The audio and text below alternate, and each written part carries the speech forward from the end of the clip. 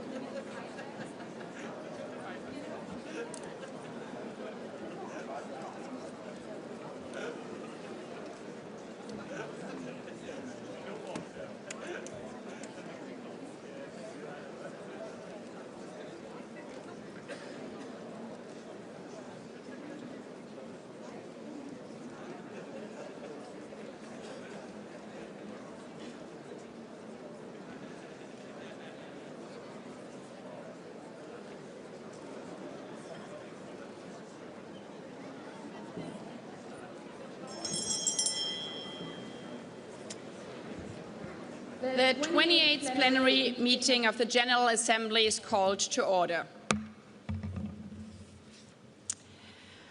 I declare open the World Social Summit under the title The Second World Summit for Social Development. القمة العالمية الثانية للتنمية الاجتماعية. يعقد هذا الاجتماع وفقا للقرار 78 على 318 الصادر في 16 من تموز يوليو 2024 في إطار البند الفرعي باء من البند 25 بعنوان التنمية الاجتماعية، بما في ذلك المسائل ذات الصلة بالحالة الاجتماعية في العالم وبالشباب والمسنين والأشخاص ذوي الإعاقة والأسرة.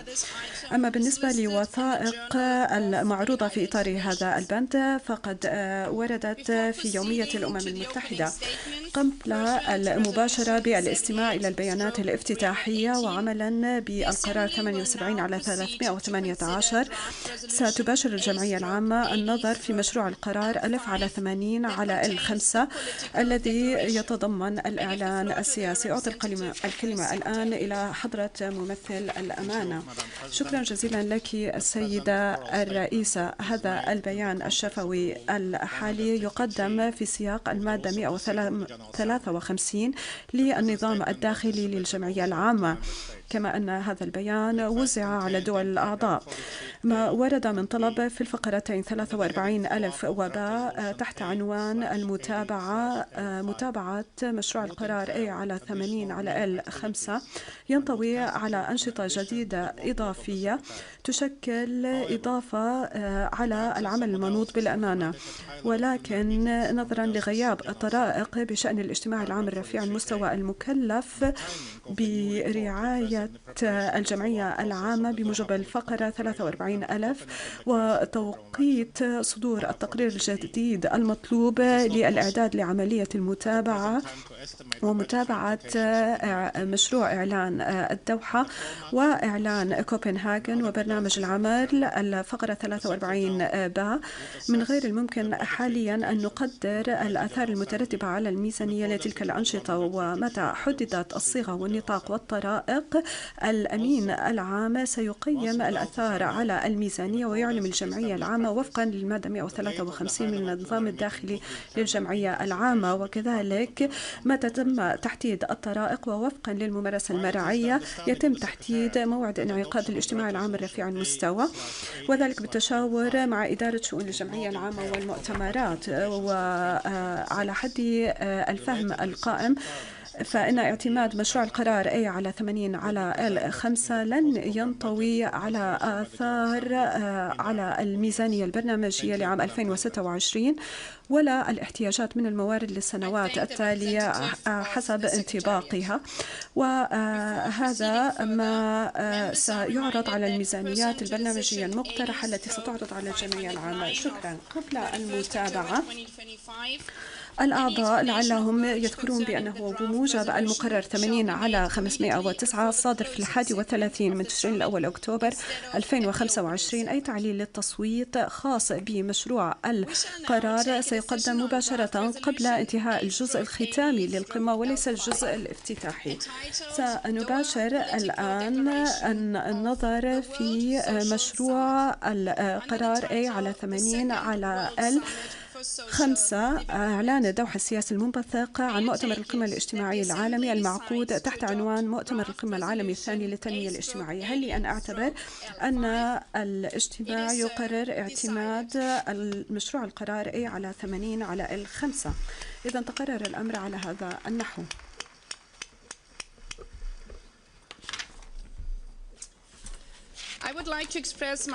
أعرب عن صادق الشكر إلى صاحبة المعالي السيدة سوفي دي شميت ممثلة دائمة بلجيكا لدى الأمم المتحدة، وصاحب السعادة السيد عمر هلالة مندوب دائم المغرب لدى الأمم المتحدة، وقد تمكنا باقتدار من تسيير مناقشات ومفاوضات معقدة تناولت الإعلان السياسي، وأعرب عن شكري كذلك إلى صاحب السعادة فيليب كريبيلا مندوب بلجيكا السابق لدى الأمم المتحدة على عمله المنجز في المراحل الابتدائية لهذه العملية، وأنا على يقين بأن الجمعية العامة ستنضم إلي في توجيه صادق الامتنان إليهم. والآن أتقدم بهذا البيان بصفتي رئيسة للجمعية العامة.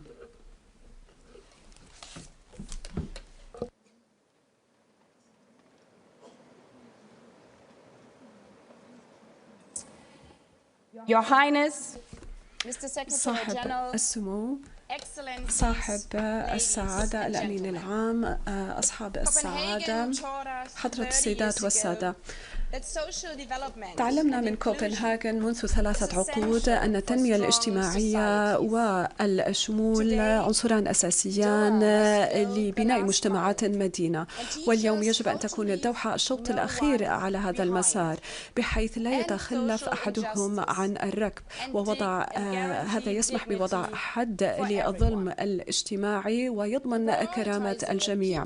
تعليق الأولوية على التركيز أولاً على الفرد، كوبنهاغن ركزت أساساً على أهداف التنمية المستدامة وتالياً ميثاق المستقبل. في العقود ال3 المنصرمة شهدنا تلك القوة التي يمكن أن يسخرها المجتمع الدولي، حيث الأمم المتحدة عملت يداً واحدة للتغلب على الانشقاقات، حيث أن البطالة التي بلغت 1 مليار نسمة في عام 1995 تراجعت إلى حد أدنى تاريخي في 2024 بلغ 5%، والفقر المدقع تراجع من ثلث سكان العالم منذ 3 عقود إلى ما لا يزيد عن 2 مليار شخص اليوم. والتجارة والتنمية شملت الجميع، ولكن منذ انعقاد كوبنهاغن شهدنا كذلك أن النمو الاقتصادي وحده لم يكن كافيا لانتشال الأفراد في كل الأقاليم من براثن الفقر، وهذا الفقر يتنامى دون حدود أو إشراف، لأن هذا يزيد من اتساع الهوة والاختلالات الهيكلية التي تشكل ركيزة هذا الوضع. لذلك كان هناك تمرين ممتاز ينفذ على مستوى المدارس يسلط الضوء على هذه التظلمات الهيكلية، حيث أننا في المدارس يطلب منا أن نقف عند خط البداية وأن نستعد للانطلاق. بالتأكيد المدرس سيقاطع ويطلب من التلاميذ أن يأخذوا خطوة إلى الوراء. أولئك الذين يتوجهون إلى أسرتهم جياعا، وأولئك الذين يعانون من البطالة، وأولئك الذين لا يملكون كتبا في مدارسهم، من هم؟ هن أساسا الفتيات، وفورما يتجلى أن حتى الأقوى في صفوفهن بالكاد لديه فرصة، لمجرد أن نقطة البداية ليست هي خط البداية لأسباب خارجة عن سيطرتهم ولظروف بكل بساطة وجدوا أنفسهم قد خلقوا في خضمها. هذا إنما شبيه بالسباق الذي أشرت إليه سابقا.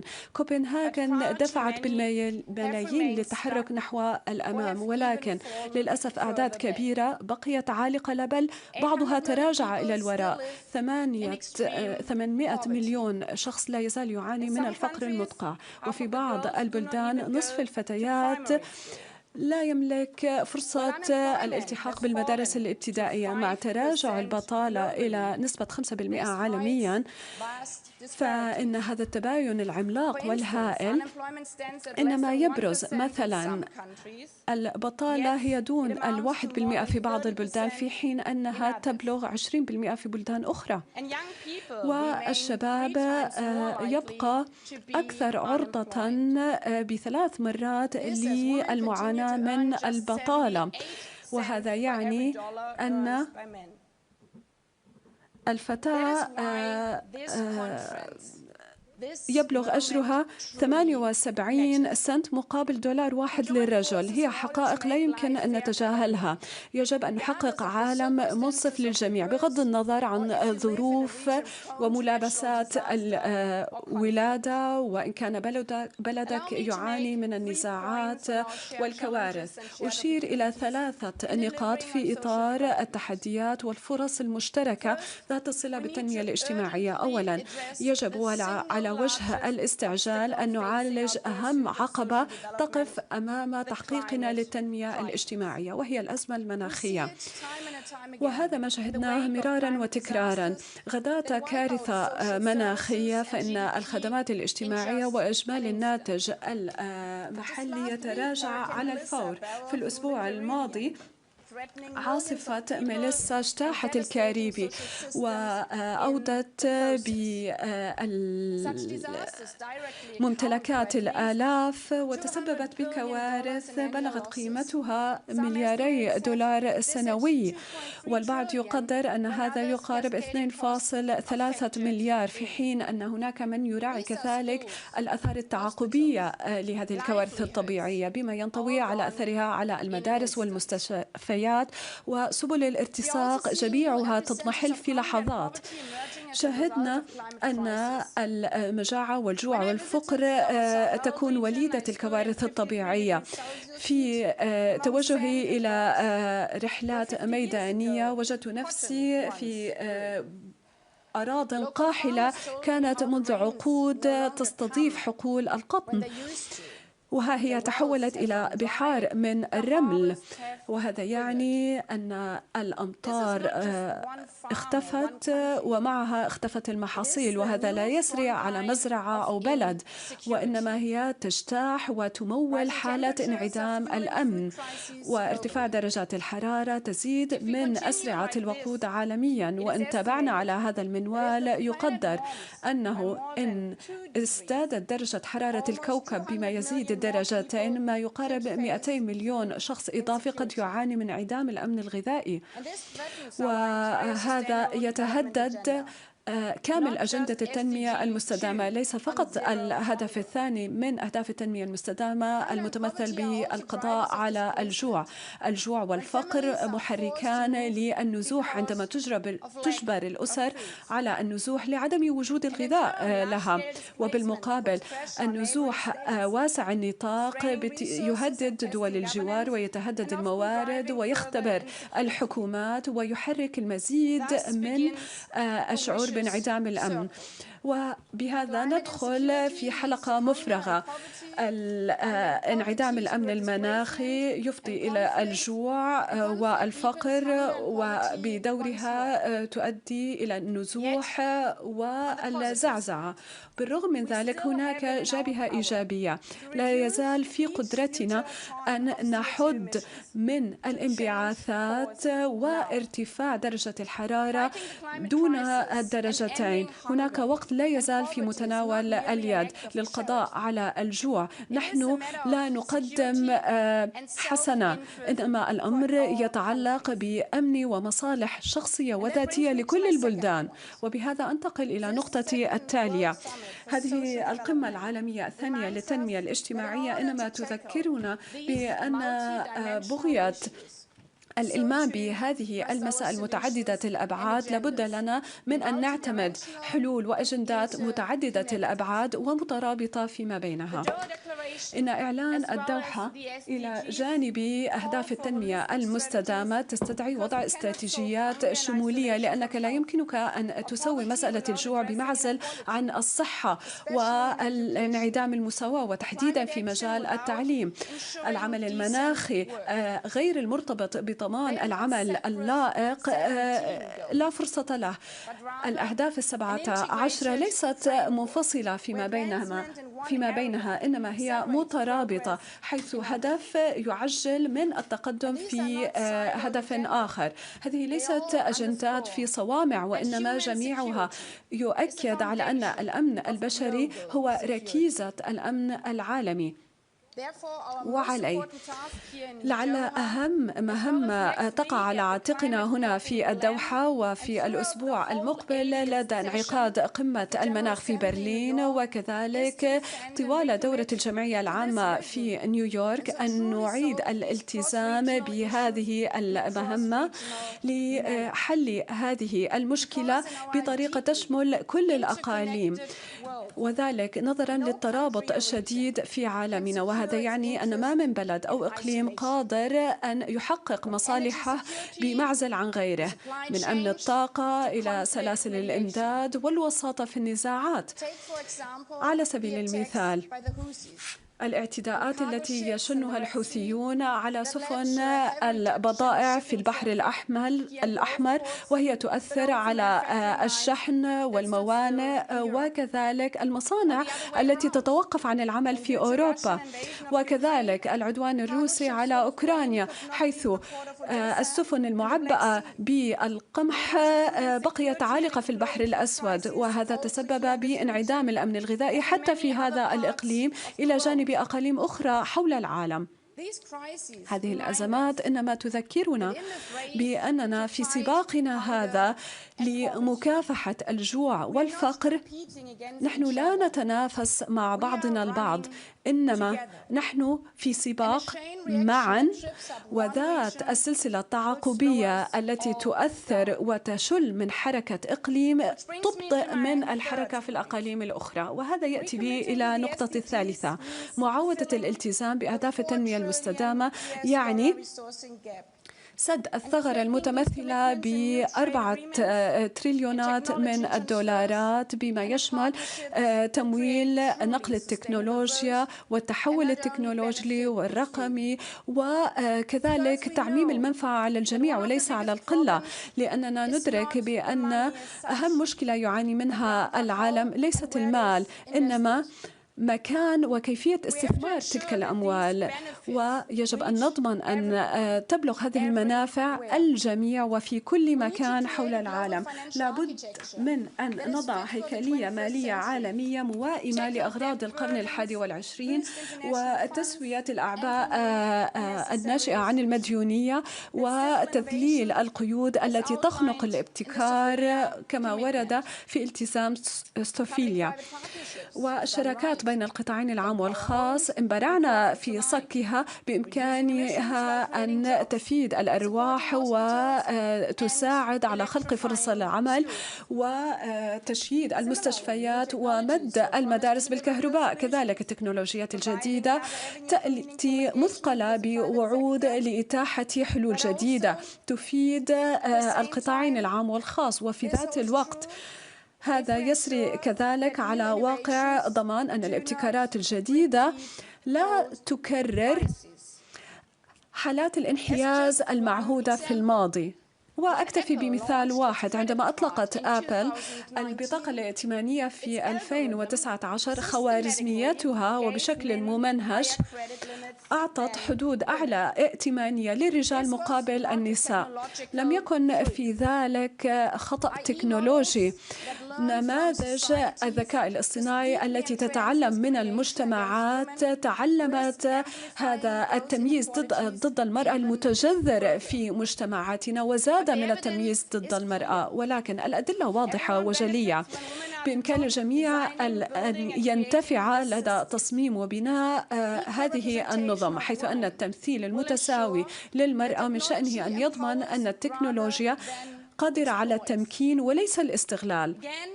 ومجددا، هذه ليست مجرد مسألة تتعلق بالقيام بالسليم والعادل، إنما المسألة بكل بساطة تعني خدمة المصالح الشخصية للجميع. وإذ نعبر في هذه الحقبة التكنولوجية الجديدة سنشهد مبتكرات جديدة تزيد من الربحية. الرجل والمرأة من كل بقاع العالم وتحديدا من كل البلدان النامية والأقل نمواً. حضرات السيدات والسادة، نحن نمر بأوقات تعاني من تحديات جيوسياسية ومشرذمة للغاية، وإعلان الدوحة هذا الذي صيغ بمشاركة الجميع تنفيذه لن يكون سهلا، ولكن يجب أن نستلهم من أولئك الذين استعدوا للمشاركة في السباق، وحتى من أولئك الملايين الذين يمثلونهم. لا يتراجعون ولا يشعرون بالخذيلة بالرغم من العراقيل، وهذا ما يجب أن نقوم به نحن، حيث أننا انتهينا للتو من اعتماد هذا الإعلان وقطعنا الوعود المقطوعة بتسوية أرضية الملعب لصالح الجميع الآن وللأبد. شكراً.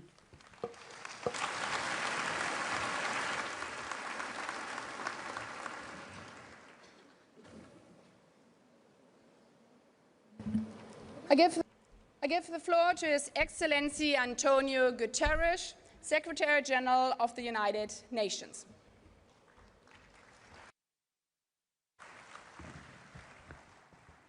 Your Highness, the Emir of Qatar, our host, Madam President of the General Assembly, Your Majesties, Your Highnesses, Excellencies, ladies and gentlemen. The first World Summit for Social Development in Copenhagen in 1995 was a moment of moral clarity. It reminded us that true development isn't about prosperity for the few. It is about opportunities for the many, grounded in social justice, full employment, and human dignity. Since then, over 1 billion people have escaped extreme poverty. Global unemployment is at a near historic low. Access to healthcare, education, and social protection has dramatically expanded. People are living longer, and child and maternal mortality have declined. And more girls are attending school, with rising graduation rates for all students. These achievements were the result of actions by the global community to deliver on the promise of the 2030 Agenda for Sustainable Development. Actions by governments to invest in systems that lifted people up rather than leaving them behind. Actions by international organizations and civil society partners to support development. Actions by businesses to ensure that practices enable, not erase, social development and social justice. And actions by donors to help countries invest in their people, infrastructure, and economies. But this second World Summit for Social Development opens at a moment of high global uncertainty, divisions, conflicts, and widespread human suffering. People are still facing hunger, poverty, displacement, and unemployment. Developing countries are not getting the level of support they need. And we are not moving fast enough to mitigate the volatility and outright destruction wrought by a warming planet. And we are falling short on the Sustainable Development Goals. Your Majesties, Your Highnesses, Excellencies, the Doha Political Declaration represents a booster shot for development. At its heart, the declaration is a people's plan. Bringing it to life requires action in 4 areas. First, a people's plan means accelerating our fight against poverty and inequality. It is unconscionable that nearly 700 million people still live in extreme poverty, with the richest 1% own nearly half of global wealth. It is unacceptable that millions go hungry every day or die each year from preventable disease. Trends made far worse by relentless global aid cuts. And it is intolerable that almost 4 billion people lack access to any form of social protection at all. Fighting poverty requires targeted, country-led investments and strategies in all the systems that people need.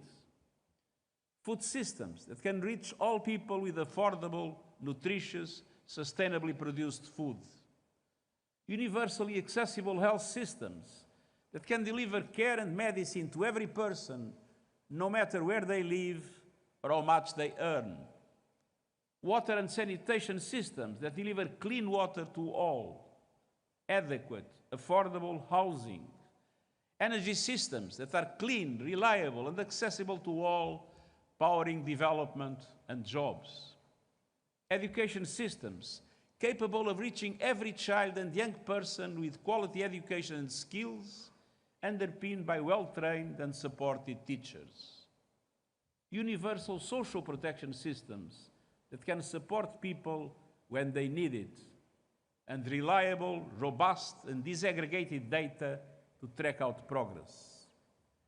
And progress also depends on investing in the future of our planet.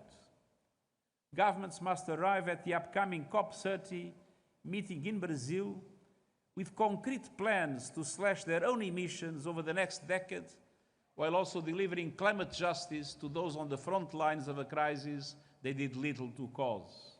Just look at Jamaica. The clean energy revolution means it is possible to cut emissions while growing economies. But developing countries still lack the finance and technologies needed to support their transitions. In Brazil, countries must agree on a credible plan to mobilize $1.6 trillion annually in climate finance by 2035 for developing countries. And developed countries must honor their commitments to double finance for adaptation to at least $40 billion this year. And the Loss and Damage Fund needs to be capitalized with significant contributions. Second, a people's plan requires a laser focus on job creation and employment. In every country, governments and the private sector must join forces to promote decent work, living wages, and pathways for workers to transition from the informal economy to jobs in the green, digital, and care economies. Investments in training, skills development, and lifelong learning are essential. As called for by the Global Digital Compact adopted last year, countries should focus on closing the digital divide, achieving universal digital connectivity, and ensuring all people can gain skills in digital technology and artificial intelligence. Creating and sustaining jobs also requires countries to diversify their economies and enhance local processing and innovation to add value and compete in global trade. Any job creation efforts must also ensure women have equal access to jobs while increasing support for care economies. Throughout, we need to strengthen labor protections so profits never come at the expense of workers' rights. Third, a people's plan requires financing. At June's Financing for Development Conference in Sevilla, leaders committed to unlocking more finance for developing countries. National governments must lead the way by mobilizing their own domestic resources. And we also need to triple the lending power of multilateral development banks that need to be bigger and bolder, and more able to leverage private finance for developing countries. We also need to ease debt burdens with new instruments to reduce borrowing costs and risks and speed up support for countries facing debt distress. The global financial architecture must be reformed so it better represents today's world and the needs of developing countries. Developing countries need and deserve stronger participation at the decision-making table across global financial institutions. And global economic governance must become more inclusive, representative, equitable, and effective. Your Majesties, Your Highnesses, Excellencies. Enfin, un plan conçu pour les peuples doit les rassembler, non les diviser. Trop de personnes sont laissées de côté, notamment les femmes, les minorités, les migrants et les réfugiés, les personnes âgées, les peuples autochtones, les personnes handicapées et les jeunes. Beaucoup subissent des préjugés, des menaces, des mauvais traitements et même des actes de violence manifestes, que ce soit dans leur foyer, sur leur lieu de travail, dans la rue ou en ligne. Le gouvernement doit défendre et protéger les valeurs démocratiques en veillant à ce que la voix de toutes les personnes, y compris les plus vulnérables, quel que soit leur âge et leur parcours, soit entendue. Ils doivent continuer à lever les obstacles à la participation des femmes, depuis les conseils d'administration des entreprises jusqu'aux sphères de pouvoir politique, et éliminer toute forme de discrimination et de violence fondée sur le genre. Et il faut faire attention au besoin d'une présence bien plus active des femmes dans les nouvelles technologies. Il faut que les algorithmes de l'intelligence artificielle ne deviennent pas des bastions du chauvinisme masculin. En tout temps et en tout lieu, les droits humains, en tout temps et en tout lieu, les droits humains. Je crois qu'il y a un problème avec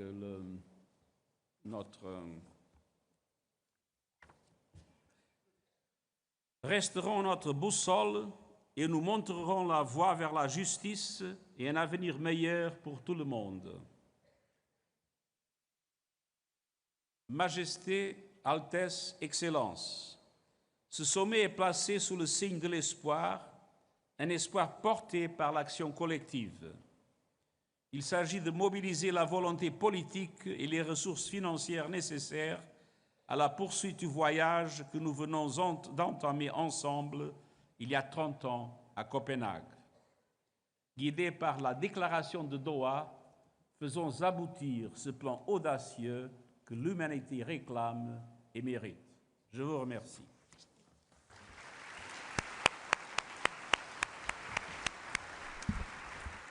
I thank the Secretary General.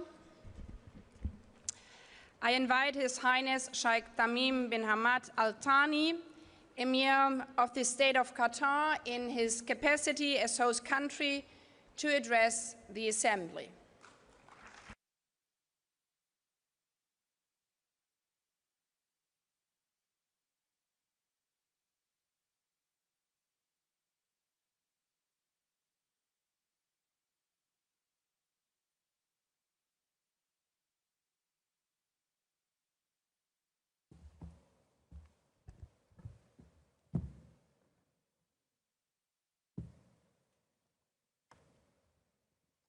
بسم الله الرحمن الرحيم. سعادة رئيس الجمعية العامة للأمم المتحدة، سعادة الأمين العام للأمم المتحدة، أصحاب الجلالة والفخامة والسمو، أصحاب المعالي والسعادة، الحضور الكرام، السلام عليكم ورحمة الله وبركاته. يطيب لي في البداية أن أرحب بكم جميعا في الدوحة، متمنين لكم طيب الإقامة.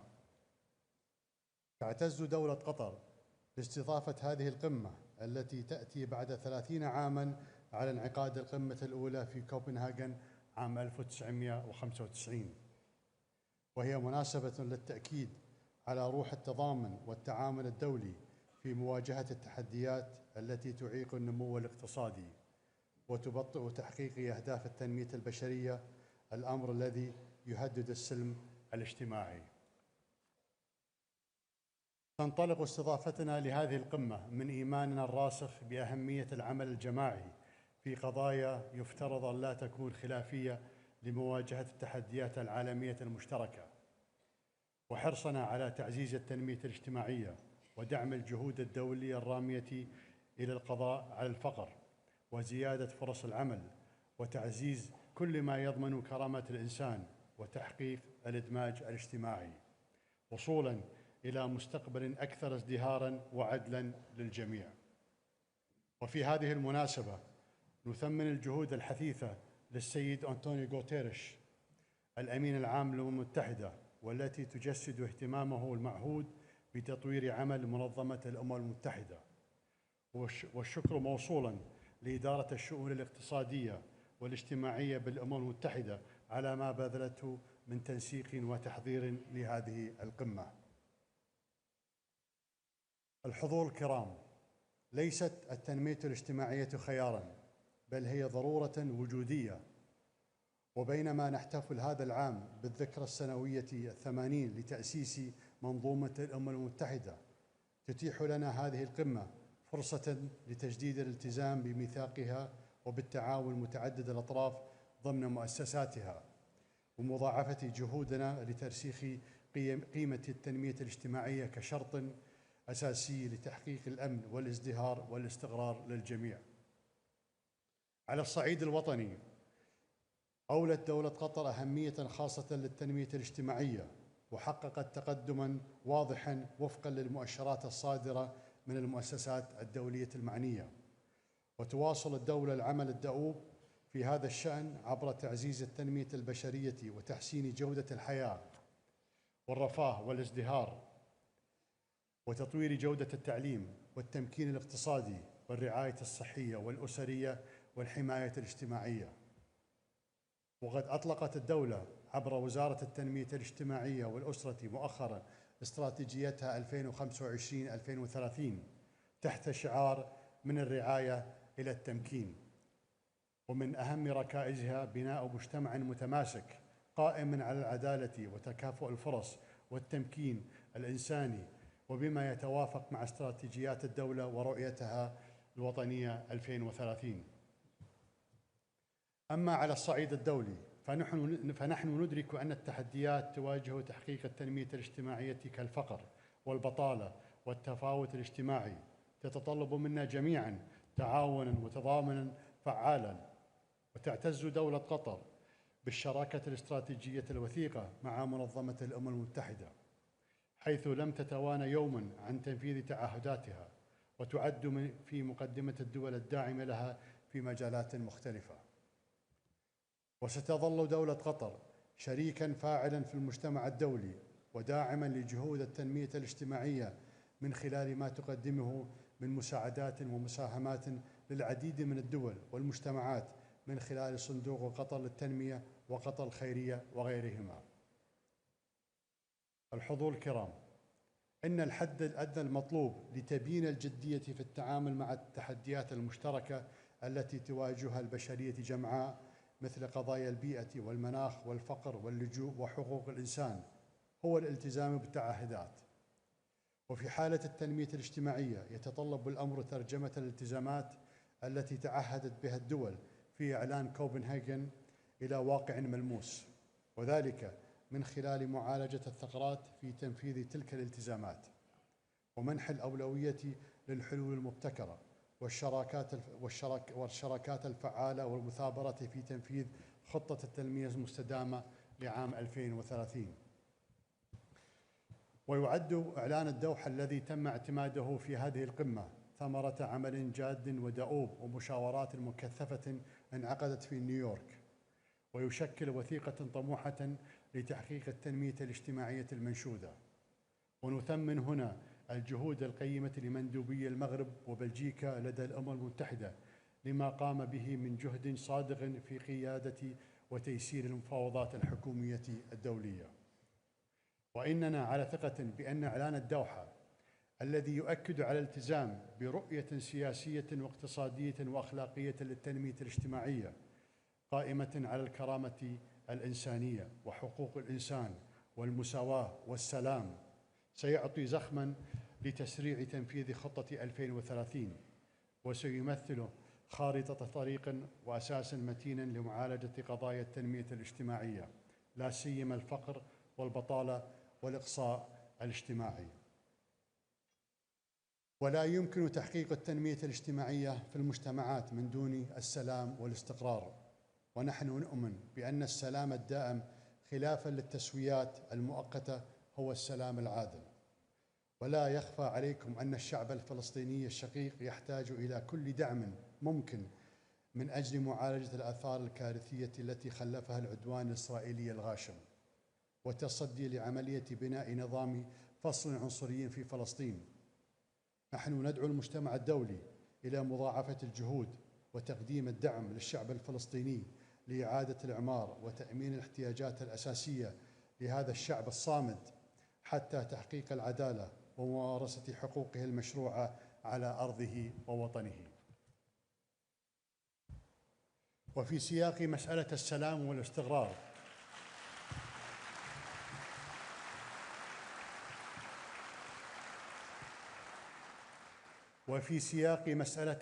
والاستقرار لا يسعني أن أختتم هذه الكلمة دون الإشارة إلى صدمتنا جميعاً من هول الفظائع التي ارتكبت في مدينة الفاشر في إقليم دارفور في السودان وإدانتنا القاطعة لها.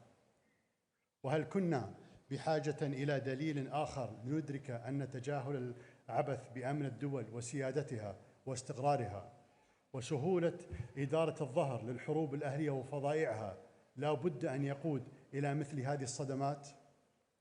لقد عاش السودان أهوال هذه الحرب منذ 2.5 عام، وقد آن الأوان لوقفها والتوصل إلى حل سياسي يضمن وحدة السودان وسيادته وسلامة أراضيه. الحضور الكرام، سوف يقاس نجاحنا بقدرتنا على ترجمة التزاماتنا إلى إجراءات ملموسة لتحقيق التنمية الاجتماعية للجميع وخصوصاً في الدول النامية. ويمكننا سوية أن نحول هذا المؤتمر إلى منعطف هام بحيث تسفر مداولاتنا عن خطوات عملية وفعالة تسهم في تحويل شعارات السلام والتنمية الاجتماعية والرفاه إلى واقع ملموس للجميع بلا تمييز. ختاماً، أجدد الترحيب بكم في الدوحة متمنياً لكم أن تحقق هذه القمة أهدافها المنشودة. أشكركم والسلام عليكم ورحمة الله وبركاته.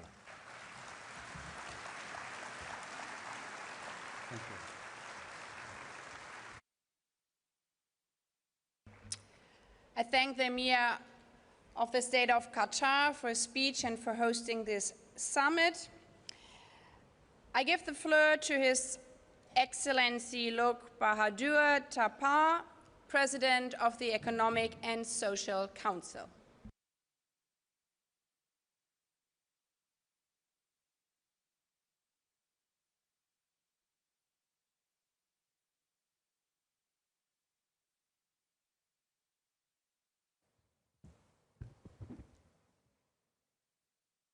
Madam President, Your Highness, Amir of the State of Qatar,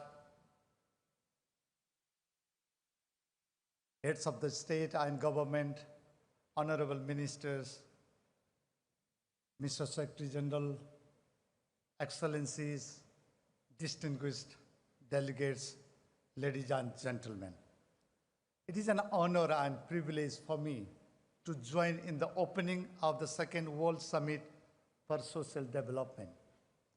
I thank the State of Qatar for hosting this summit, and I'm grateful to His Highness, the Amir of the State of Qatar, for his leadership and hospitality. I also thank my colleagues, His Excellency Omar Hilale, permanent representative of Morocco, and Her Excellency Sophia De Smith, permanent representative of Belgium, for skillfully steering the negotiation that led to the Doha political declarations. Their work has resulted in a balanced and forward-looking declaration that embodies our shared commitment to advancing social development. Excellencies, since the Copenhagen Summit 30 years ago, the world has seen extraordinary social and economic progress. People are healthier, they are more educated, and they are more connected than ever before. Yet, we are still far from reaching the SDGs. Only 35% of the SDG target are on the track, and governments are grappling with diminishing opportunities for meaningful employment, widening inequalities, and growing insecurities. On this, the Doha Declaration is a milestone. It underscores the urgency of strengthening the social dimension of social development. And it calls for actions on 3 interrelated priorities: ending poverty, ensuring full and productive employment and decent work for all, and promoting social inclusion. Excellencies, over 800 million people still live in extreme poverty. In addition, billions live very close to the poverty line. Even a minor shock, a sudden illness, an unexpected expense, the loss of a job, or a climate-induced disasters can send them into poverty. Informal employment continues to affect over 80% of workers in Africa and 70% of workers in Asia. Income and wealth are increasingly concentrated at the top. Today, the world's richest 1% of the populations own more wealth than 95% of humanity combined. Nearly 2 billion people globally remain uncovered or inadequately protected by social protections, living without the safety nets that cushion shocks, preserve dignity, and enable resilience in the face of crisis. And societies are increasingly divided and polarized. Confidence and trust in institutions seem to be eroding. Distrust fueled by misinformation and disinformation fractures social cohesion and undermines our ability to achieve the Sustainable Development Goals. Addressing these myriad issues lies at the heart of the mandate of the Economic and Social Council. Excellencies, the 80th anniversary of the Council is an opportunity to renew our joint commitment to its enduring values: cooperation among nations, inclusive development, and the dignity of every person. Those principles have guided the Economic and Social Council since 1945. They continue to define our work today. The 5-year review process agreed in the Doha declarations provides an important opportunity to measure progress and renew momentum. The General Assembly will lead that effort, and the ECOSOC system will support it by bringing together governments, UN systems, stakeholders to translate shared commitments into actions. The role of the Commissions for Social Development will be pivotal in this regard. We should spare no effort in strengthening it. ECOSOC forums and segments provide important opportunities to connect global policy with actions on the ground. Excellencies, under Nepal's presidency, ECOSOC is advancing global cooperations on food systems, financing for development, climate resilience, and digital inclusion and youth entrepreneurship, issues that underpin poverty, education, decent work, and social inclusion. Our policy guidance support implementations at the local, national, and regional levels, strengthening the government's efforts. The UN system's analytical and evidence-based support runs throughout the Council's work, and providing space for the diverse voices of stakeholders, including youth, women, and persons with disabilities. We ensure that our deliberations are rooted in the realities on the ground. These strengths will be fully mobilized to advance the commitments we make here in Doha. ECOSOC will continue to work with member states the UN systems and partners to ensure that the Doha declarations translates into tangible progress in people's lives. Let us carry forward the spirit of Doha with unity of purpose and shared determination to build societies rooted in dignity, opportunity, and inclusion for all.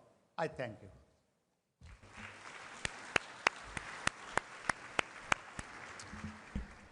I thank the President of the Economic and Social Council.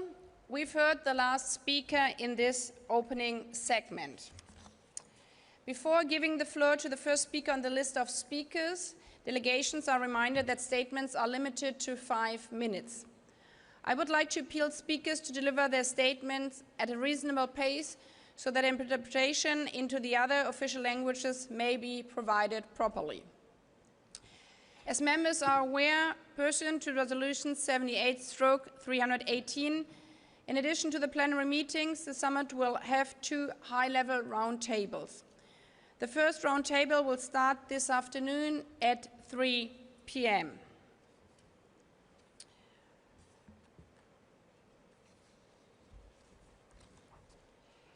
I invite,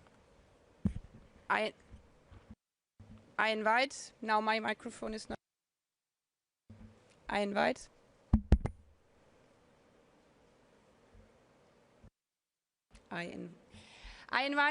His Excellency Abdulatif Jamal Rashid, President of the Republic of Iraq, on behalf of the Group of 77 and China, to address the Assembly.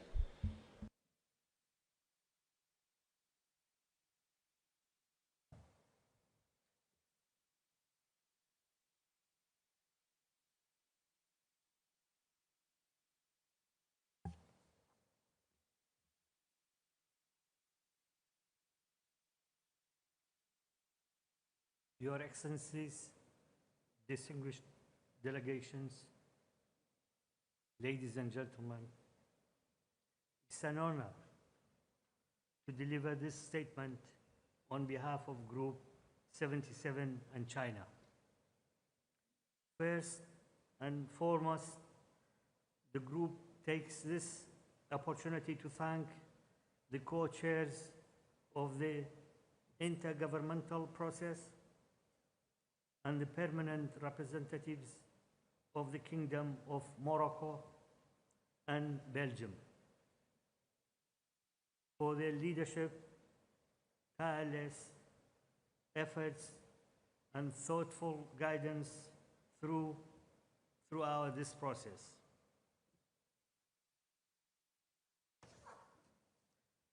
The group also conveys its sincere appreciations to the State of Qatar, its leadership, and people of the generosity,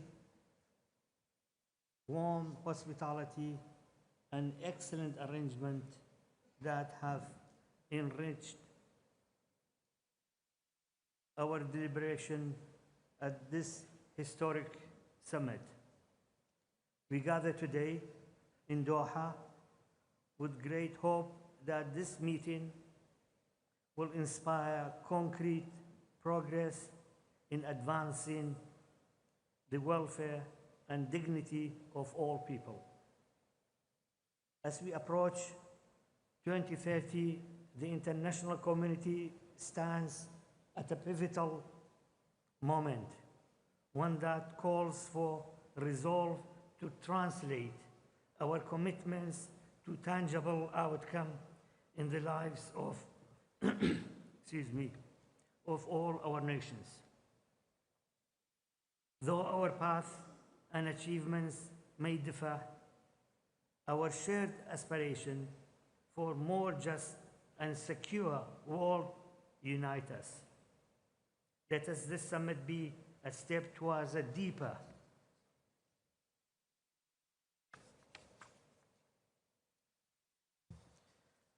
cooperation and solidarity among nations in pursuit of that common vision. Against this background, Excuse me. Against this background, the group wishes to emphasize the following points. First, we must redouble our collective efforts and place equal emphasis on the three pillars of social development to achieve the commitment made 30 years ago. Addressing the existing gaps and inadequate means of implementation remains a pressing challenge.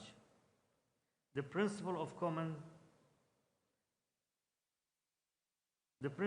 common but differentiated responsibilities must remain central, as the international cooperation and solidarity are indispensable and to addressing these challenges.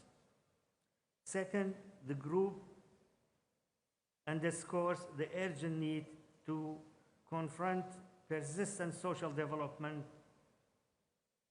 challenges by reducing uncertainty, inequality, and insecurity, while upholding human dignity, human rights, and fundamental freedom for all. Third, the group welcomes the measures undertaken by member states to promote equal opportunity, inclusion, and social justice, and reaffirm its full commitment to ensuring that all individuals are empowered to participate fully in social, economic, and political life. Fourth, the group welcomes the inclusion of racism as a cross-cutting issue in the outcome text, highlighting the need to step up our efforts to fight against all forms of racism, racial discrimination, xenophobia, and related intolerances. However, the group regrets that genuine progress in addressing this enduring scourge still falls behind our aspiration. Fifth, the group stresses that migration is an ember of development and recognize the positive contribution of migrants to inclusive growth and sustainable development in countries of the origin. Transit and destination. We acknowledge the importance of addressing the nexus between international migration and social development in a comprehensive and balanced manner. Six, while technology is an essential tool for achieving development goals, access to its benefits remains unequal. The group, therefore, emphasizes the urgent need for concerted action to bridge the growing digital divide. Seventh, the group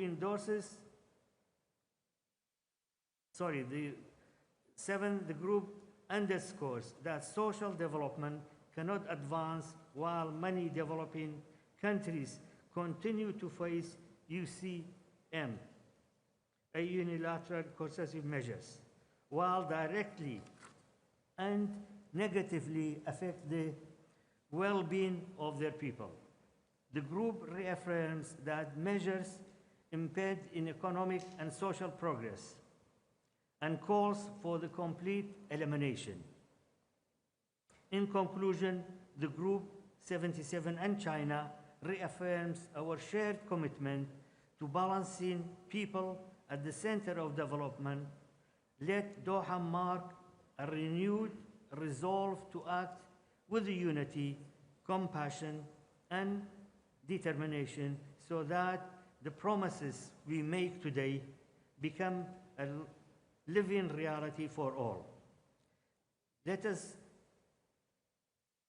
leave no one behind. I thank you for listening to these comments.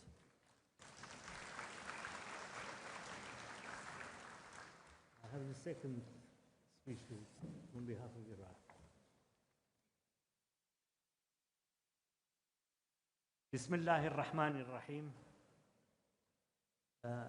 If you allow me, I'll deliver my speech on behalf of Iraq in Arabic.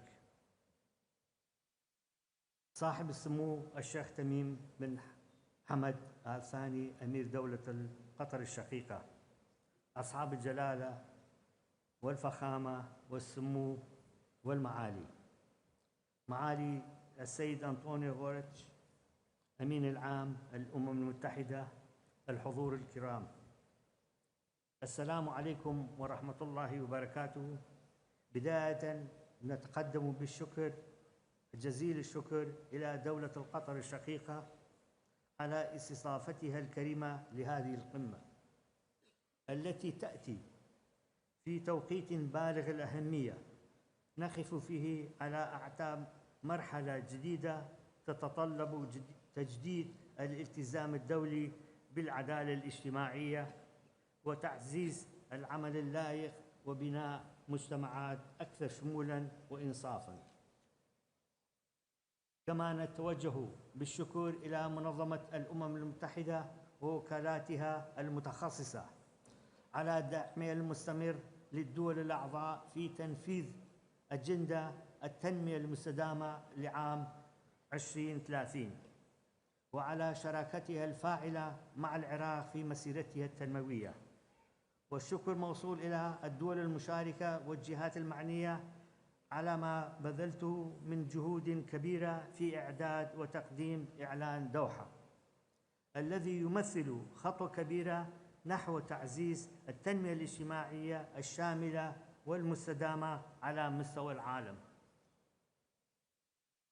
السيدات والسادة، إن اجتماعنا اليوم في القمة الثانية يأتي بعد 30 عاماً على قمة كوبنهاغن عن تاريخية عام 1995، ويمثل فرصة متجددة لتقديم ما تحقق واستشراف آفاق جديدة للعمل الجماعي في مواجهة التحديات المتسارعة التي يشهدها عالمنا من أزمات اقتصادية ومناخية واجتماعية متشابكة تتطلب مقاربات أكثر عدلاً وإنسانية.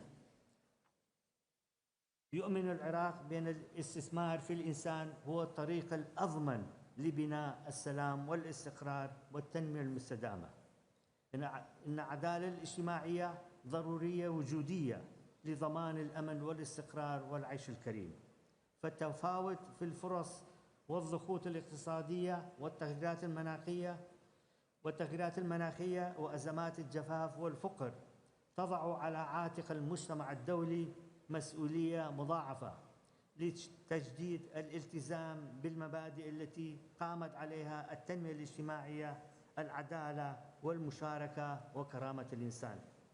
إن العراق بعد عقود من الحروب والإرهاب والتحديات الاقتصادية يسير نحو التعافي والتنمية بالاعتماد على عدد من الخطط الاستراتيجية الوطنية لتحقيق التنمية الاجتماعية التي تعمل على تقليل الفقر وتحسين التعليم والرعاية الصحية وتمكين المرأة والشباب وتعزيز المشاركة الأشخاص ذوي الإعاقة وكبار السن في حياة العامة. وقد حقق العراق خلال السنوات الأخيرة تقدماً مهماً في الإصلاح منظومة الحماية الاجتماعية، فانتقل تدريجاً من النموذج التقليدي القائم على مساعدات إنسانية في أوقات الأزمات إلى نظام أكثر استدامة وعدالة يرتكز على مبادئ حقوق الإنسان والتأمينات الاجتماعية. السيدات والسادة، لقد صادق العراق عام 2023 على اتفاقية منظمة العمل الدولية رقم 102 بشأن حد الأدنى للضمان الاجتماعي، تأكيداً لالتزامه بالمعايير الدولية، وأحرز تقدماً ملموساً في مجال الحماية الاجتماعية خلال السنوات الأربع الأخيرة، فقد انخفضت معدلات الفقر، ما يعكس فعالية الإصلاحات الهيكلية في مجال الحماية الاجتماعية والتنمية المستدامة. كما قمنا بتوسيع قاعدة المستفيدين من برنامج الحماية الاجتماعية بشكل ملحوظ، فقد ارتفع عدد الأسرة المشمولة بالحماية الاجتماعية بنسبة 140%، وبالتوازي مع ذلك ارتفع الإنفاق على حماية الاجتماعية من تريليون دينار إلى أكثر من 5 تريليون دينار عراقي.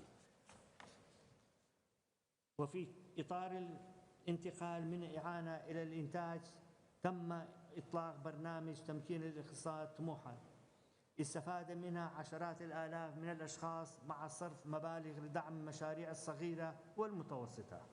وقد أسهمت هذه البرنامج في انخفاض معدلات البطالة، كما استفادت آلاف النساء من برنامج تمكين المرأة الاقتصادي. إن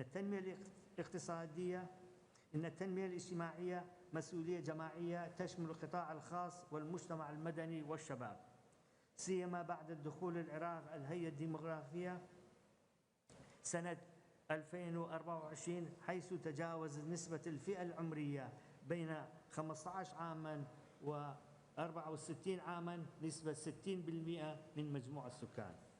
من هنا سعى العراق إلى شركات وطنية وإقليمية ودولية لتعزيز فرص العمل وتطوير المهارات وتحفيز ريادة الأعمال، خاصة بين الشباب والنساء، باعتبارهم الثروة الحقيقية لمستقبل بلادنا.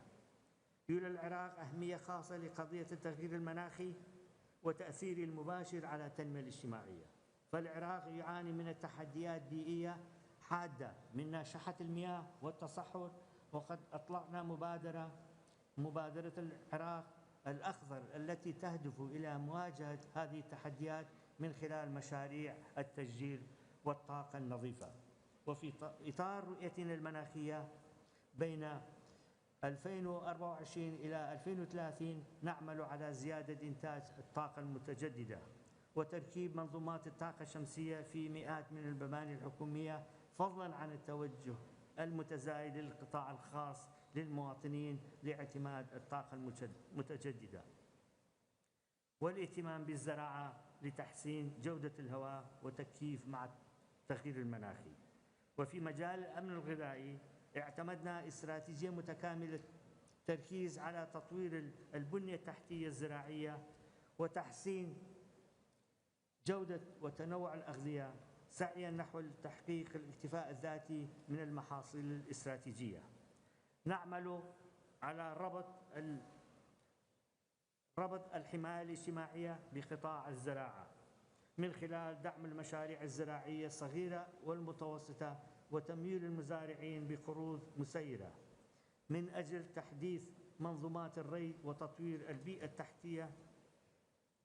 التحتية الزراعية في الأرياف.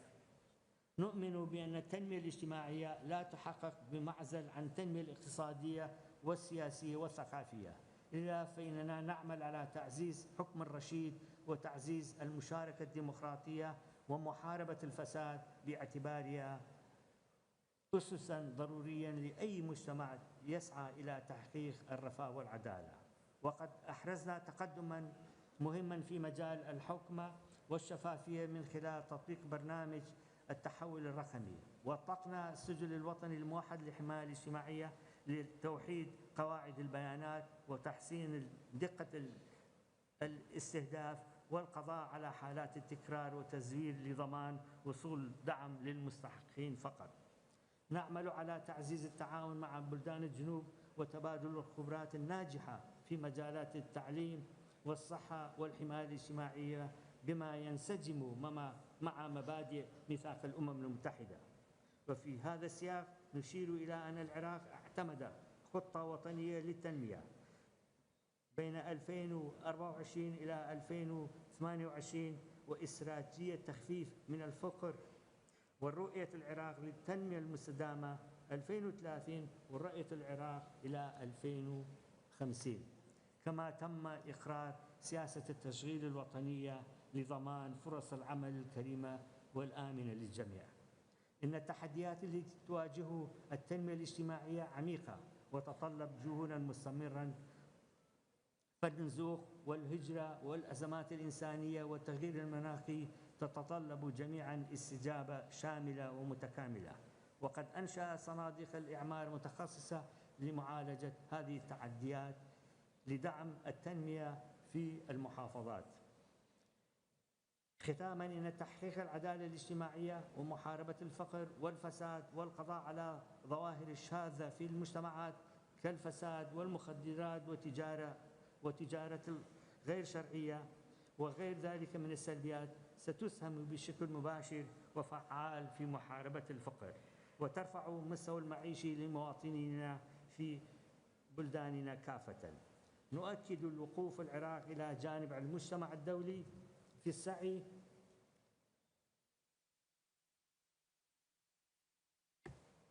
السعي نحو بناء عالم أكثر إنصافاً وتكافؤاً، حيث تصان كرامة الإنسان ونحترم حقوقه دون التمييز، معربين عن ثقتنا بأن نتائج هذه القمة ستسهم في تعزيز رؤية عالمية جديدة للتنمية الاجتماعية أكثر شمولاً واستدامة.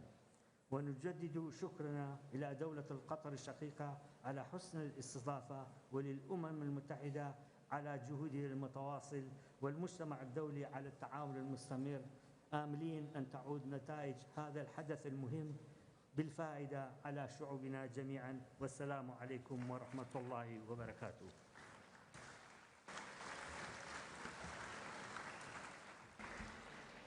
I thank the President of the Republic of Iraq. May I remind delegation again that statements are limited to 5 minutes. There's a timer. I invite His Excellency William Samoei Ruto, President of the Republic of Kenya and Commander-in-Chief of the Defense Forces, on behalf of the African Group, to address the Assembly.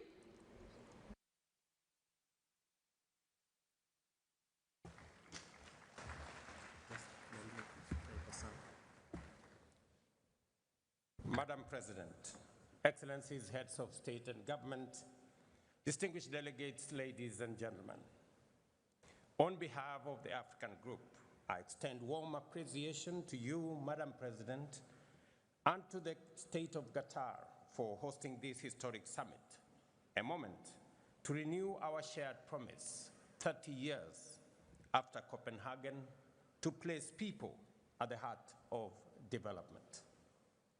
We associate ourselves fully with the statement delivered by the delegation of Iraq on behalf of the Group of 77 and China. Excellencies, 3 decades after the first World Summit on Social Development, the world can point to real progress in reducing poverty, improving food security, expanding education, health, and social protection. Yet, persistent and widening inequality within and among nations continue to erode these gains. Global systems of trade, finance, and technology remain unequal and exclusionary. Poverty, unemployment, and social exclusion have been and remain the defining challenges of our time. Confronting them is not charity, it is justice for humanity. Across many sub-Saharan and sub-regions in Africa and Western Asia, hunger is rising, growth is slowing down, and vulnerability is deepening. Health and education systems are under strain, and energy deficits hold back opportunity. Beyond income, inclusion depends on access to essential services that empower individuals and protect dignity. Universal access to affordable and quality health care is not a luxury. It is a right for every human being. Housing insecurity, manifesting through homelessness, overcrowding, and substandard shelter, continue to breed inequality. As housing costs outpace wages, affordable housing must become a cornerstone of social development. Informal and precarious employment remains yet another of the gravest obstacles to stability and growth, particularly in low and middle income countries where millions live close to the poverty line. Ladies and gentlemen, the digital divide is emerging as one of the greatest barriers of our time. Access to affordable connectivity, access to devices, and digital skills must become universal. Education must include every learner, empower every teacher, and reach every community, including persons with disability. As Africa, we believe that transforming informal sectors, enhancing productive capacity, and expanding access to global markets requires stronger international cooperation in line with the Addis Ababa Action Agenda and the right to development. We therefore call for comprehensive reform of the international financial architecture to make it fair, transparent, and responsive to the needs of developing nations and its people. We urge decisive action on debt distress and progress towards United Nations Framework Convention on international tax cooperation. We also underscore our call for a UN Convention in sovereign debt.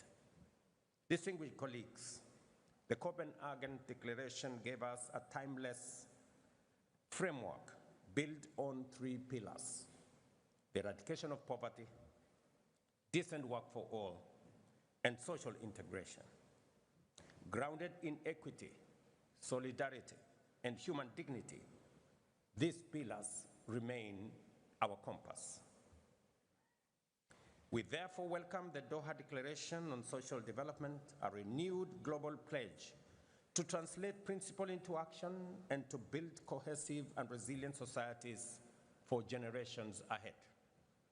We commend the co-facilitators, the permanent representative of Morocco and Belgium, for their leadership in guiding this important progress.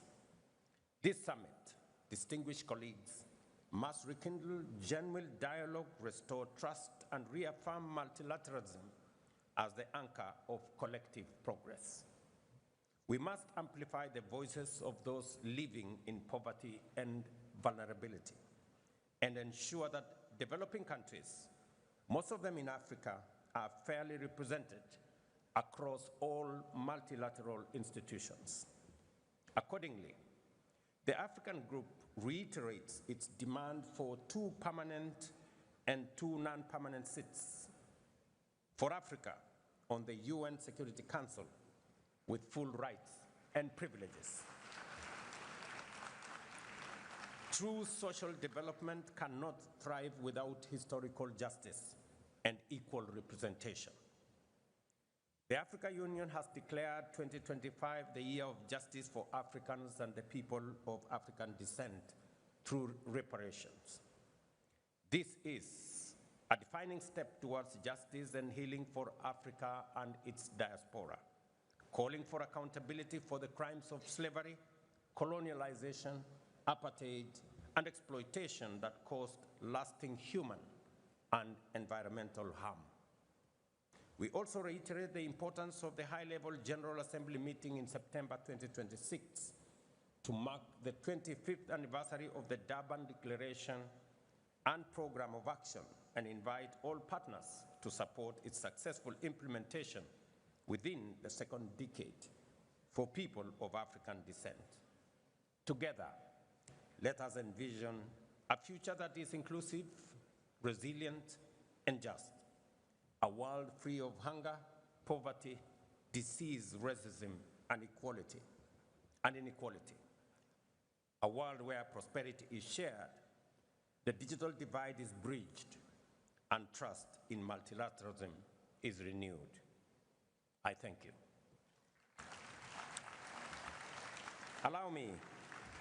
Madam President, having just addressed this assembly on behalf of the African Group, I now have the honor, with your kind indulgence, to deliver Kenya's national statement. In the years since Copenhagen, the world has made tremendous advances in science, technology, and innovation, transforming lives and transforming economies.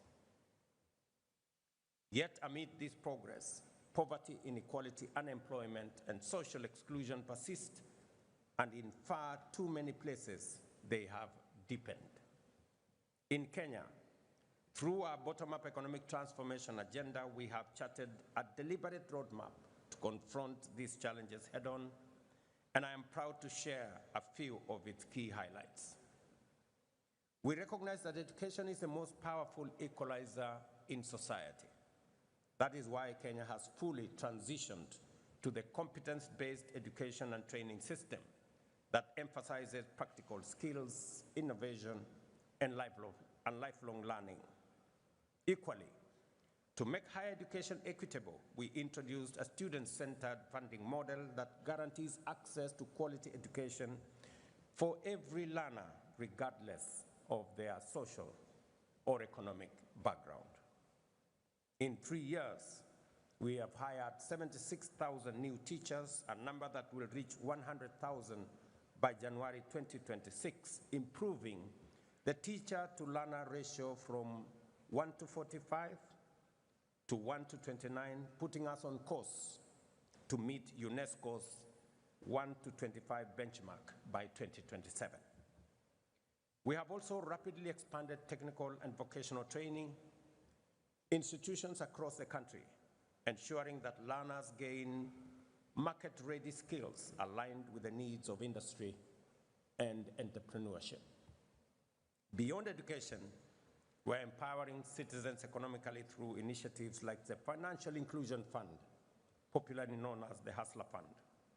To date, the fund has disbursed Kenya shillings 80 billion, an equivalent of US dollars 615 million, to 26 million Kenyans. It now accounts for more than 9.5 million repeat borrowers, including 5 million individuals who have successfully restored their creditworthiness through consistent repayment, enabling them not only to re-enter the formal credit market, but also access higher borrowing limits and better financial terms.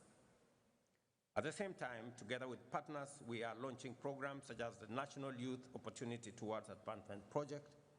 Over the next 5 years, it will reach 1 million young Kenyans, training them in skills that are on demand, financing startups, and enabling access to government procurement opportunities. We are equally committed to protecting the most vulnerable members of our society, including the elderly, orphans, widows, and persons living with disability. Through our National Safety Net program, commonly known as Inua Jamii, what began as a modest monthly support to 500 households has now expanded to reach more than 1.7 million families across the country. Madam President, Excellencies, through the Affordable Housing Program, we are delivering much-needed shelter while at the same time creating jobs and fostering inclusion. Today, over 230,000 housing units are under construction nationwide, employing more than 340,000 Kenyans and expanding opportunities for local artisans and small businesses. We are also expanding pathways for labor mobility through bilateral agreements with partner countries, like here in this great country of Qatar, where over 70,000 Kenyan nationals are proudly working and earning a decent living and contributing to inclusion back at home. In just 3 years, over 400,000 Kenyans have secured jobs abroad, sending home remittances that support families and strengthen our economy. In the digital economy, nearly 2 million Kenyans have been trained in digital literacy, and over 300,000 young people have accessed digital jobs in e-commerce, business process outsourcing, and innovation hubs. Through reforms in health, Ladies and gentlemen, the number of Kenyans with medical insurance has grown from 8 million in 2023 to 27.2 million today, ensuring that no one is denied health due to inability to pay. In summary, Excellencies, Kenya's experience affirms that people-centered policies deliver transformative results. Yet, in an interconnected world, national action alone cannot overcome global inequalities. It is therefore incumbent upon us today to stand together with renewed resolve to confront and dismantle the entrenched structures that enable global exclusion and perpetuate inequality. Regrettably, Madam President, I note that this Doha summit convenes at a time when global solidarity is in advancing social development has weakened considerably. 30 years ago, in Copenhagen, the world spoke with one accord and acted with common purpose. Today, however, that sense of shared conviction has significantly dimmed. Faced with new and complex crises, from climate shocks and conflict to unequal trade and debt distress, nations are too often divided by competing interests, inward-looking nationalism, and short-term calculations. We witnessed it in the inequitable distribution of COVID-19 vaccines, in the unmet pledges in the climate finance, and in global systems that privilege power over partnerships. The consensus that once bound us together in Copenhagen is fraying. The world risks retreating into isolation at a time when cooperation should be a priority. Excellencies, as the UN at 80 initiative reforms process unfolds, the time will soon come for all of us to make critical choices about the mandates and structures of the United Nations. In doing so, we must resist the temptation to elevate one pillar of the UN at the expense of others. The United Nations was founded on a holistic vision of delivering global peace and security, human rights, and development. These are the three inseparable, indispensable pillars that together sustain global stability and human dignity. I have no doubt in my mind that while the UN must remain the foremost guardian of global peace, it must also be a catalyst for prosperity and a champion of human dignity everywhere and anywhere. The Doha Summit must therefore renew our shared resolve to act decisively, both as individual nations and as a united global community, to eradicate poverty, create decent work, and advance social inclusion as the surest path towards a world that is truly resilient, inclusive, peaceful, and sustainable. I thank you for your attention.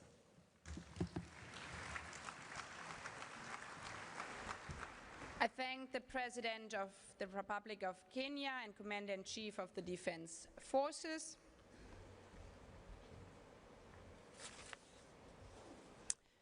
I invite His Majesty King Philippe, King of the Belgians, to address the Assembly.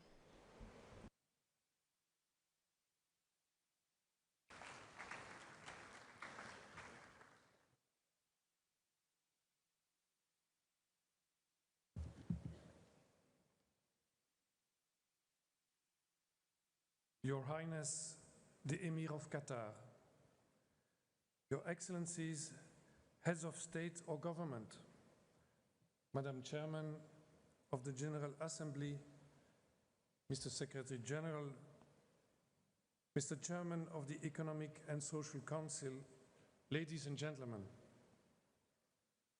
30 years after the Copenhagen Summit, we have come together again to work towards a bold vision on social progress, human dignity, and shared prosperity. Social progress is the progress of each and every individual, but also of the society as a whole. A culture of solidarity makes sure that no one is left behind.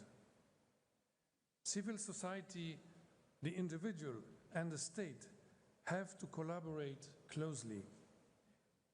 Each level has to assume responsibility and ensure that the process is inclusive. The state creates institutions to guarantee an equitable distribution of prosperity.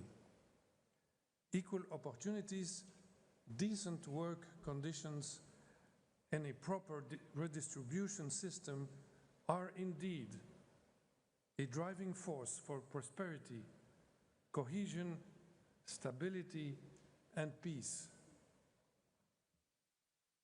Ladies and gentlemen, the empowerment of the individual and solidarity go hand in hand. We all have a duty to tackle poverty and inequality in our societies and to break the cycle of deprivation caused by a lack of social justice and by unequal opportunities. At the same time, however, we must guard against a society that prioritizes individual freedom but forgets the power of human connection and social belonging. No country can do this alone. Such fundamental challenges require nations to come together and engage in a constructive dialogue based on international solidarity. The question of sustainability of our planet is a global challenge that has political but also moral dimensions because it appeals to our individual responsibility towards the here and now, as well as the future of mankind.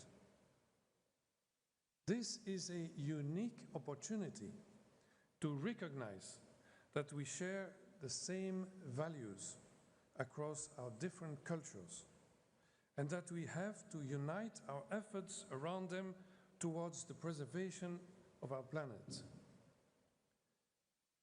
This is precisely what lies at the core of the United Nations with its Sustainable Development Goals strategy. These goals, with their concrete manifestation of social progress, are fully being addressed by the UN, taking into account all dimensions of the human being simultaneously: education, health, as well as the fight against hunger and poverty.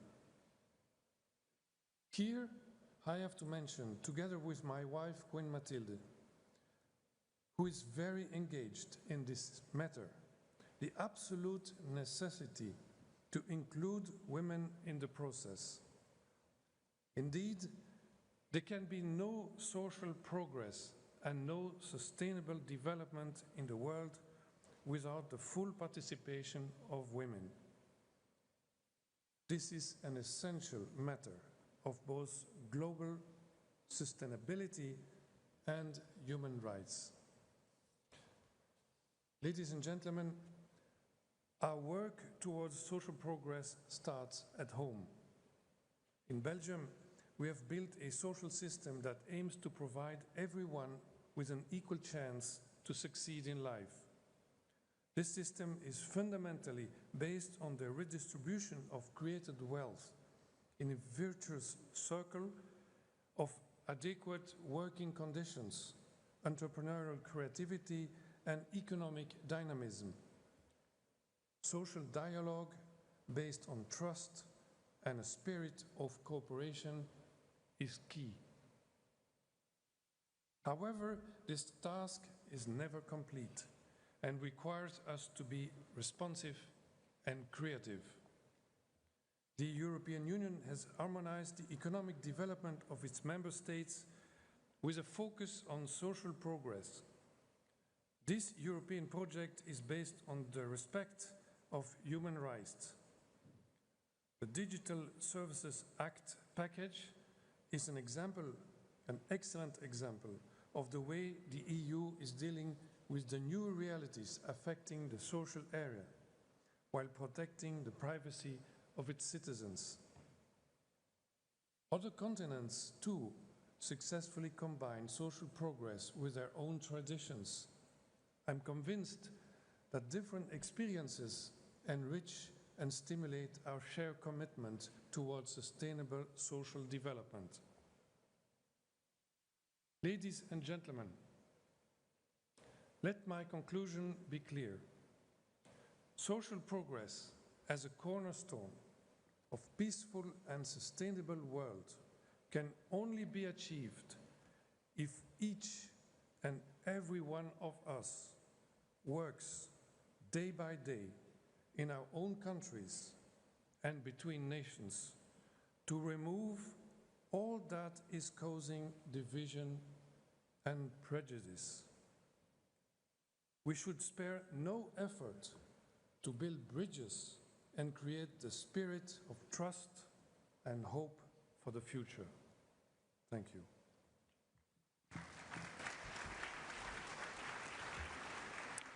I thank the King of the Belgians. I invite His Excellency Shavkat Mirziyoyev, President of the Republic of Uzbekistan, to address the Assembly.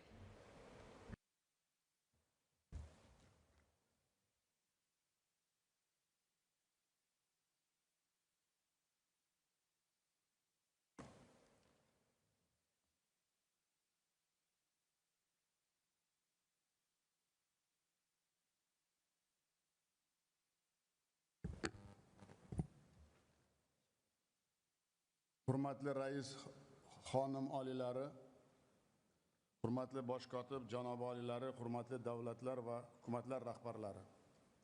Qadrli birodarim Qatar amiri Shayx Tamim al-Sani a'lo hazratlariga butun jahon sammitining yuksak darajada tashkil etayotganlari va samimiy mehmondo'stlik uchun chuqur minnatdorchilik izhor etaman. Birlashgan Millatlar Tashkiloti bosh kotibi Antonio Guterres janob oliylariga ushbu anjumanni o'tkazishdagi ulkan shaxsiy hissalari uchun alohida tashakkur bildiraman. Global ijtimoiy taraqqiyot uchun muhim platforma bo'lgan sammitning aynan Doha shahrida o'tkazilayotganini katta ramziy ma'noga ega. Qatar davlati so'nggi yillarda ijtimoiy inkluzivlik va jadal taraqqiyotning global markaziga aylanmoqda. Bunday olamshumul yutuqlar bilan Qatar xalqini chin dildan tabriklayman. Bugungi kunda ijtimoiy farovonlikni ta'minlash, aholi turmushini yaxshilash borasida dunyo hamjamiyati va milliy hukumatlar birgalikda harakat qilayotgani e'tiborga molikdir. O'zbekiston barqaror taraqqiyot sari barcha xalqaro hamkorlik formatlari va tashabbuslarini doim qo'llab-quvvatlaydi. Hurmatli xonimlar va janoblar, biz keyingi yillarda yangi O'zbekistonda inson qadri tamoyili ustuvor bo'lgan, ijtimoiy adolat ta'minlangan, ehtiyojmand aholi samarali himoya qilingan jamiyat barpo etmoqdamiz. Bu yo'ldagi qat'iy pozitsiyamiz yangi konstitutsiyamizda mustahkamlab qo'yildi hamda mamlakatning ijtimoiy davlat makoni e'lon qilindi. Avval tarqoq bo'lgan ijtimoiy himoya dasturlari yagona tuzilma ijtimoiy himoya milliy agentligi asosida birlashtirildi.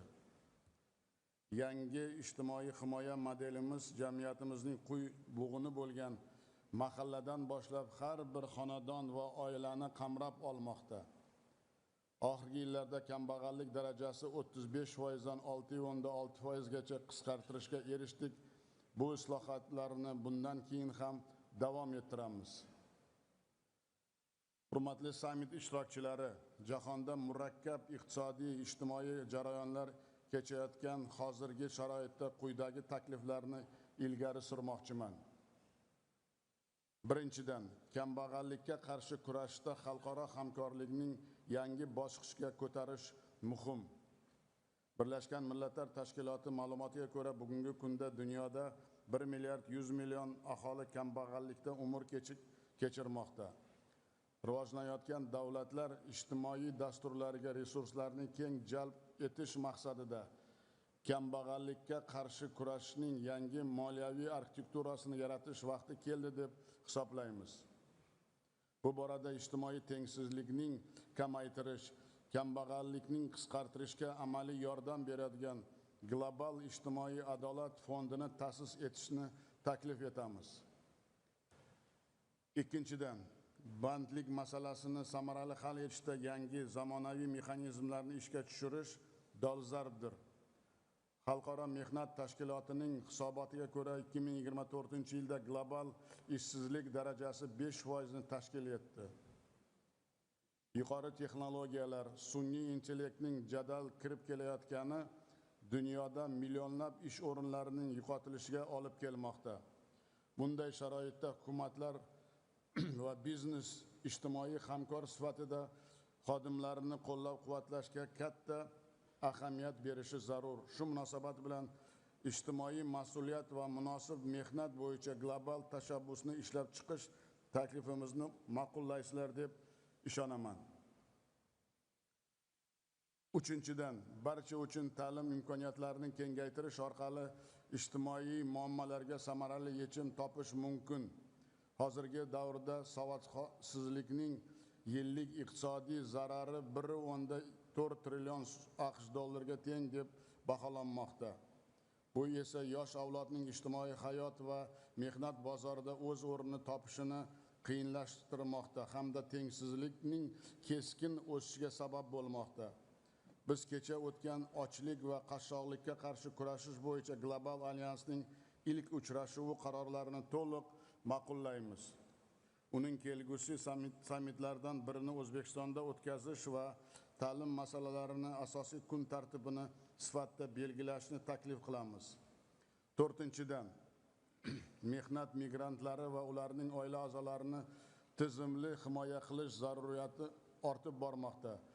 Hozirgi kunda dunyoda 300 milliondan ortiq migrantlar o'zga yurtlarda mehnat qilmoqda. Afsuski, ular haq-huquqlarining buzilish holatlarini ko'proq uchramoqda. Kelgusi yili xalqaro mehnat va migratsiya tashkilotlari bilan birgalikda O'zbekistonda migrantlar va ularning oilalarining ijtimoiy va huquqiy himoya qilish bo'yicha xalqaro forum o'tkazish global dastur qabul qilishni taklif etaman. Beshinchidan, barchamiz iqlim o'zgarishlarining ijtimoiy hayotda ta'sirini yaqqol sezib turibmiz. Ekstremal ob-havo, cho'llanish, bioxilma-xillik yo'qotilishi, eng avvalo zaif qatlamlar, dehqonlar, mavsumiy ishchilar, ekologik murakkab mintaqalar aholisi hayotida salbiy ta'sir ko'rsatmoqda. Iqlim o'zgarishiga qarshi kurashning bandlik dasturi bilan uyg'unlashtirish bo'yicha kompleks choralar ko'rish juda dolzarbdir. Bu borada biz Birlashgan Millatlar Tashkiloti rezolyutsiyasi bilan ekologik innovatsiyalar va texnologiyalar hududi deb e'lon qilingan Orol bo'yi mintaqasida ijtimoiy-iqtisodiy taraqqiyotning yangi modelini ishga tushirish niyatdamiz va bu tajribamiz jahon hamjamiyati bilan o'rtoqlashishga tayyormiz.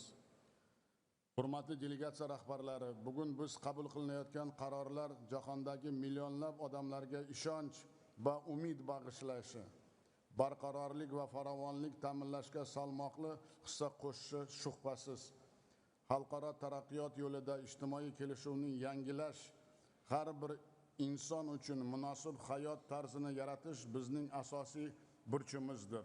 Shu ma'noda bugun qabul qilayotgan Doha siyosiy deklaratsiyasini to'liq qo'llab-quvvatlaymiz. Biz unda belgilangan tamoyillarni hayotga to'liq tatbiq etishga tayyormiz.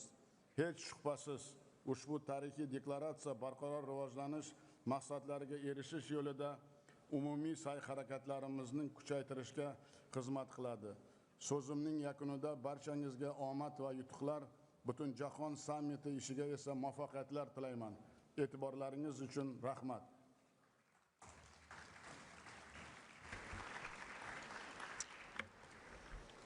I thank the President of the Republic of Uzbekistan. I invite His Excellency Emomali Rahmon, President of the Republic of Tajikistan, to address the Assembly.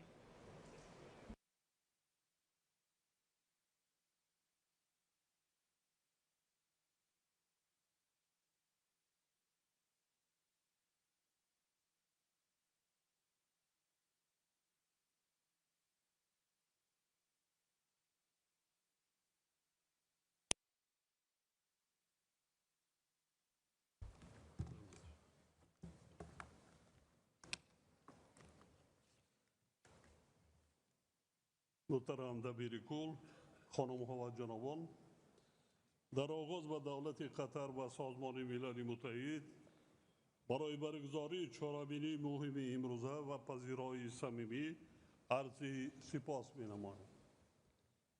مسلم است که رفاه اجتماعی زمینه مهم تحکیم صلح و ثبات فراگیر و رشد استوار میباشد. وابسته به این میخواهم قید نمایم که قبول و تطبیق استراتژی رشد حفظ اجتماعی اهالی جمهوری تاجیکستان برای دوره تا سال 2040 ادامه تلاش‌های کشور ما در این جاده میباشد.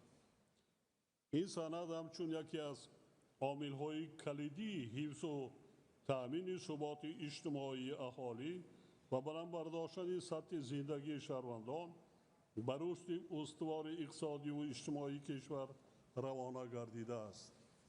همزمان با این قابل ذکر است که تا آخر سال روان از جانب حکومت تاجیکستان برنامه میان مهلت رشد کشور برای سالهای 2026-2030 قبول می‌گردد. سند مذکور مرحله نهایی استراتژی ملی رشد را برای دوره تا سال 2030 فرا گرفته، اهداف آن با هدف‌های رشد استوار هم آهنگ می‌باشد. در زمینه تطبیق برنامه و استراتژی‌های ذکر گردیده کشور ما به تحکیم سرمایه انسانی توسط رشد ساحه‌های معارف و تندرستی توجه مخصوص دائر می‌نماید. در رشد اجتماعی و اقتصادی کشور ما همکاری حکومت با جامعه شهروندی نقش مهم می‌بازد. در تاجیکستان طی 12 ساله آخر در ساحه‌های گوناگون اجتماعی و اقتصادی بیش از 4 میلیون جای کاری تأسیس و برقرار گردیده است. امروز در تاجیکستان 8 برنامه دولتی و 3 استراتژی دران مدت در ساحه معارف تطبیق شده ایستادند که این هم برای رشد ساحه اجتماعی اهمیت کلیدی دارد. مسلم است که رشد اجتماعی با پیشرفت ساحه تندرستی نیز پیوند ناگسستنی دارد. حکومت جمهوری تاجیکستان برای تأمین نمودن فعالیت با ثمر مؤسسه‌های ساحه تندرستی و بلند برداشتن سطح و صفت خدمت‌رسانی‌های طبی به اهالی منتظم تدبیرهای ضروری می‌اندیشد.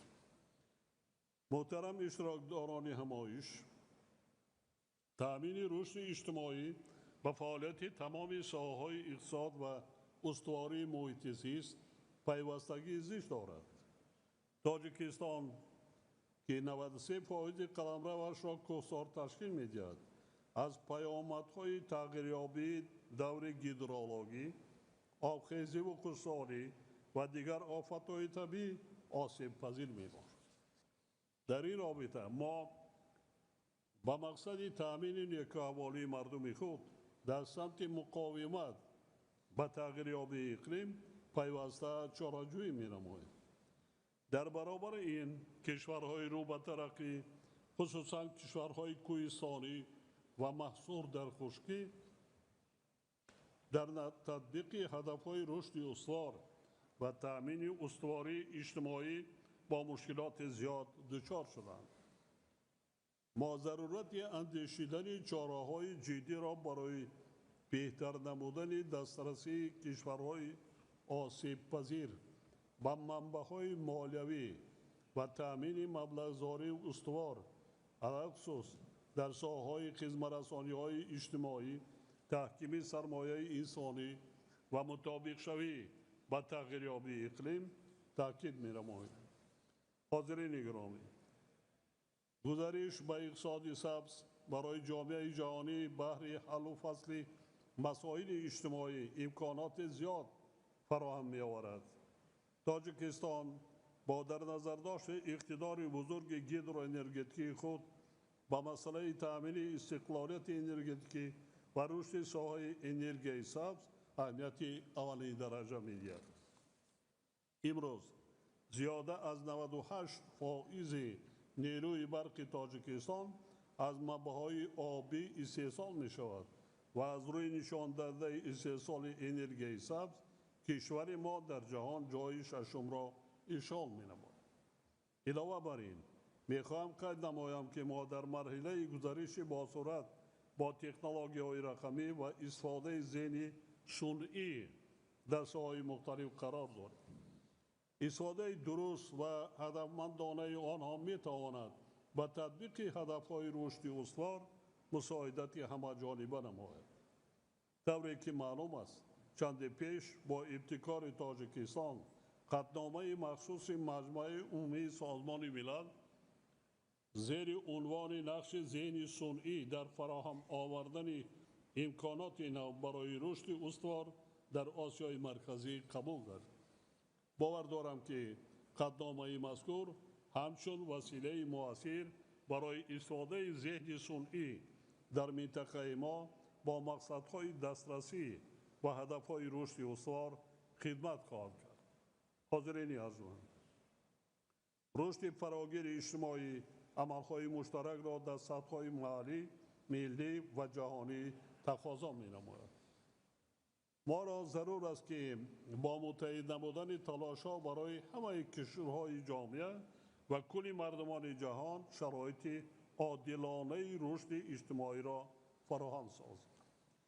در کار سامیت امروزه ما باید یک گلانه اراده مشترک خود را برای صورت بخشیدن به تطبیق هدفهای رشد استوار تاکید نموده به رشد اجتماعی همچون یکی از هدفهای کلیدی آن توجه خاصه ظاهر نماییم. از توجهتان سپاسگزارم.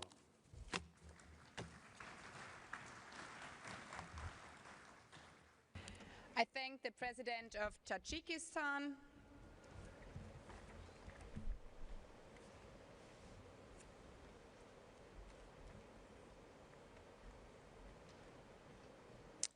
I invite His Excellency Tamas Sulyok, President of Hungary, to address the Assembly.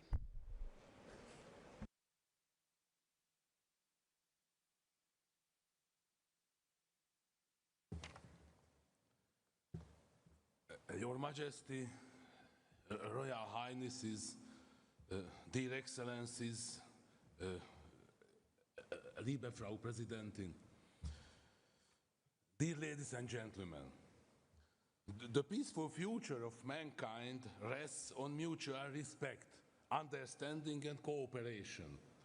Protecting human dignity and strengthening social security is our universal responsibility.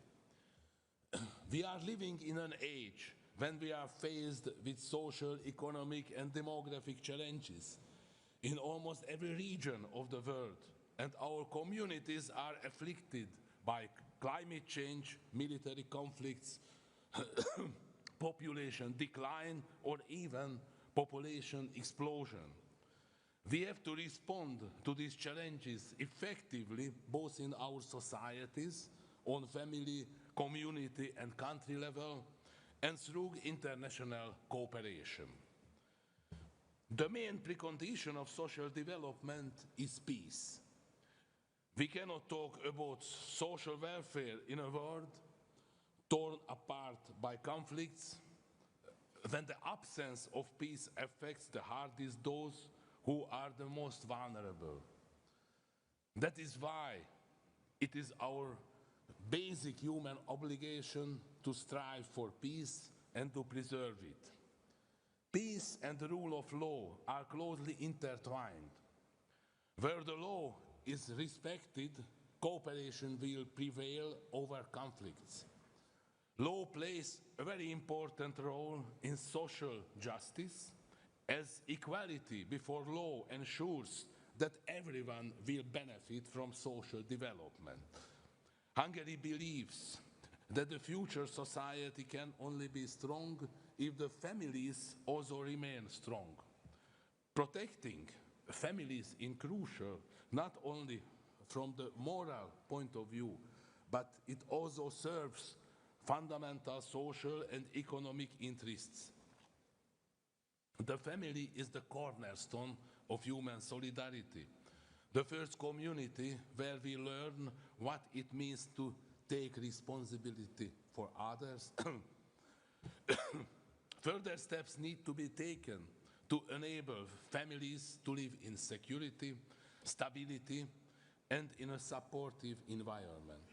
It is also vital to strengthen solidarity between generations. Young people need a future vision and the elderly need security, which is crucial to finding a delicate social balance. The real benchmark of the level of development of a society is best demonstrated by how we treat those who struggle with the greatest difficulties. This is the ultimate test of our respect for human dignity. Social cohesion, fight against poverty, protection of families and support for people living with disabilities are all based on a common denominator: respect for human dignity. Therefore, social development cannot be measured purely with statistical figures. Hungary is convinced that the true measure of social development is reflected by the opportunities we give our people so that they can live a meaningful and decent life, a life which rests on three pillars: peace, rule of law, and cooperation. If we are committed to fortifying these pillars in our families, communities, and between our nations, then we will be able to build a world where solidarity becomes a universal value. This is our common mission, and I believe that this noble goal is worthy of the spirit of the United Nations. Thank you very much for your attention. I thank the President of Hungary. I invite His Excellency Paul Kagame, President of the Republic of Rwanda, to address the Assembly.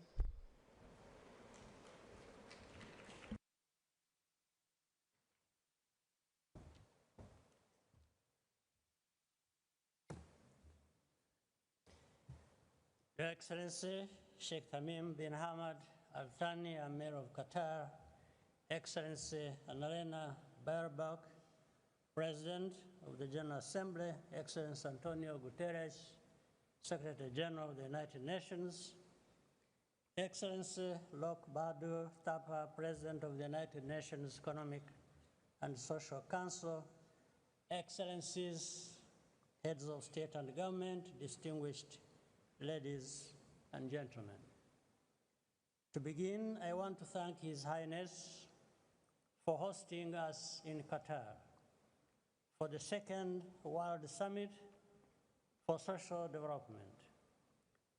As always, the welcome and the facilities in Doha are perfect. 30 years since Copenhagen, significant progress has been made.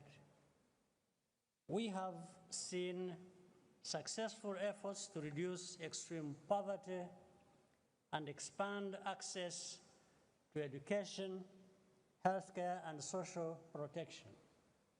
However, inequalities still persist, especially between regions, with millions of people still struggling to make ends meet. These challenges are not new, but our governance systems have not evolved fast enough to solve them. Social development is a continuous journey that requires adaptability. Right now, the priority is to keep the pendulum swinging in the right direction and build on what has already been achieved. Success will depend on many factors, but the most important is keeping human capital development at the center. For development to be sustained, it cannot be outsourced. This approach has guided Rwanda's transformation. Social protection, community participation, and accountability are firmly embedded in how we govern. Every policy decision by our institutions is concerned with advancing quality of life. We must also redefine our approach to partnerships. Too often, global cooperation is not balanced. We must move away from outdated practices that exclude majority of the world. For multilateral engagement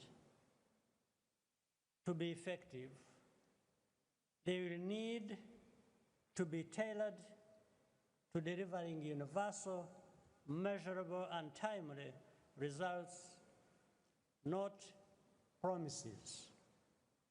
Lastly, everything cannot be a priority. The world is changing rapidly. We should expect more challenges in the near future and prepare to prevent and manage them. Here, global financial institutions must be more fit for purpose and provide the fiscal space to pivot and grow. If we are serious about social development, then our solutions must serve the needs of all countries, not just a few. Rwanda stands ready to work with all our partners to build a more inclusive and resilient future. I thank you for your kind attention.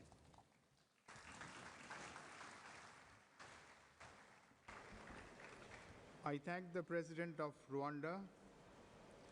I invite His Excellency Emerson Dambujo Mnangagwa, President of the Republic of Zimbabwe, to address the Assembly.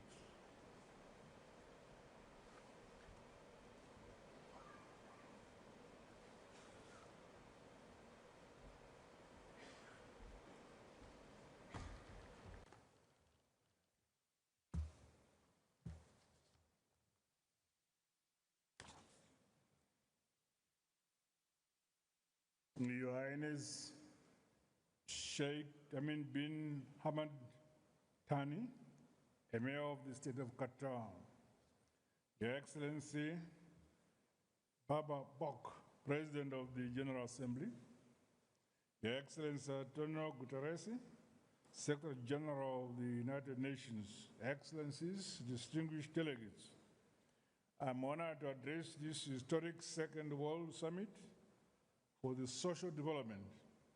On behalf of the government and people of Zimbabwe, I extend our appreciation to the government and people of Qatar for their gracious hospitality and the excellent organization of this summit, held in the spirit of dialogue, solidarity, and shared humanity.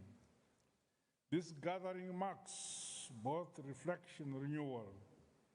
30 years after Copenhagen, we reaffirm our collective commitment to the three enduring pillars of social development: poverty eradication, productive employment, and decent work, and social inclusion.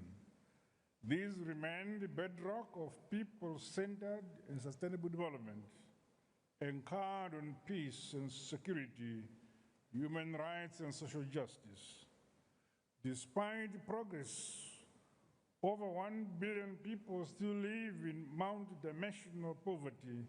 Inequality is widening, while climate change, pandemics, debt, distress, and conflict continue to reverse hard-won gains. The urgent task for this summit is to renew a global compact for inclusive development that matches rhetoric with tangible action and resources. In Zimbabwe, our national commitment is informed by the Constitution, which enshrines equality, social justice, and the right to development. These principles are operationalized through Vision 2030 and our National Development Blueprint. They are also reflected in our foreign policy of engagement and re-engagement, which is grounded in sovereign equality, peaceful cooperation, solidarity, and mutual respect among nations. On poverty eradication, Zimbabwe has made headway towards reducing poverty and improving access to education, health care, and social protection. Poverty levels declined from 62% in 1995 to 38.3% in 2019. Primary education enrollment has risen to 8%, while adult literacy is 93.6%, and life expectancy is at 64.7 years. Flagship programs such as the Basic Education Assistance Module benefit over 1.5 million learners annually, including children with disabilities.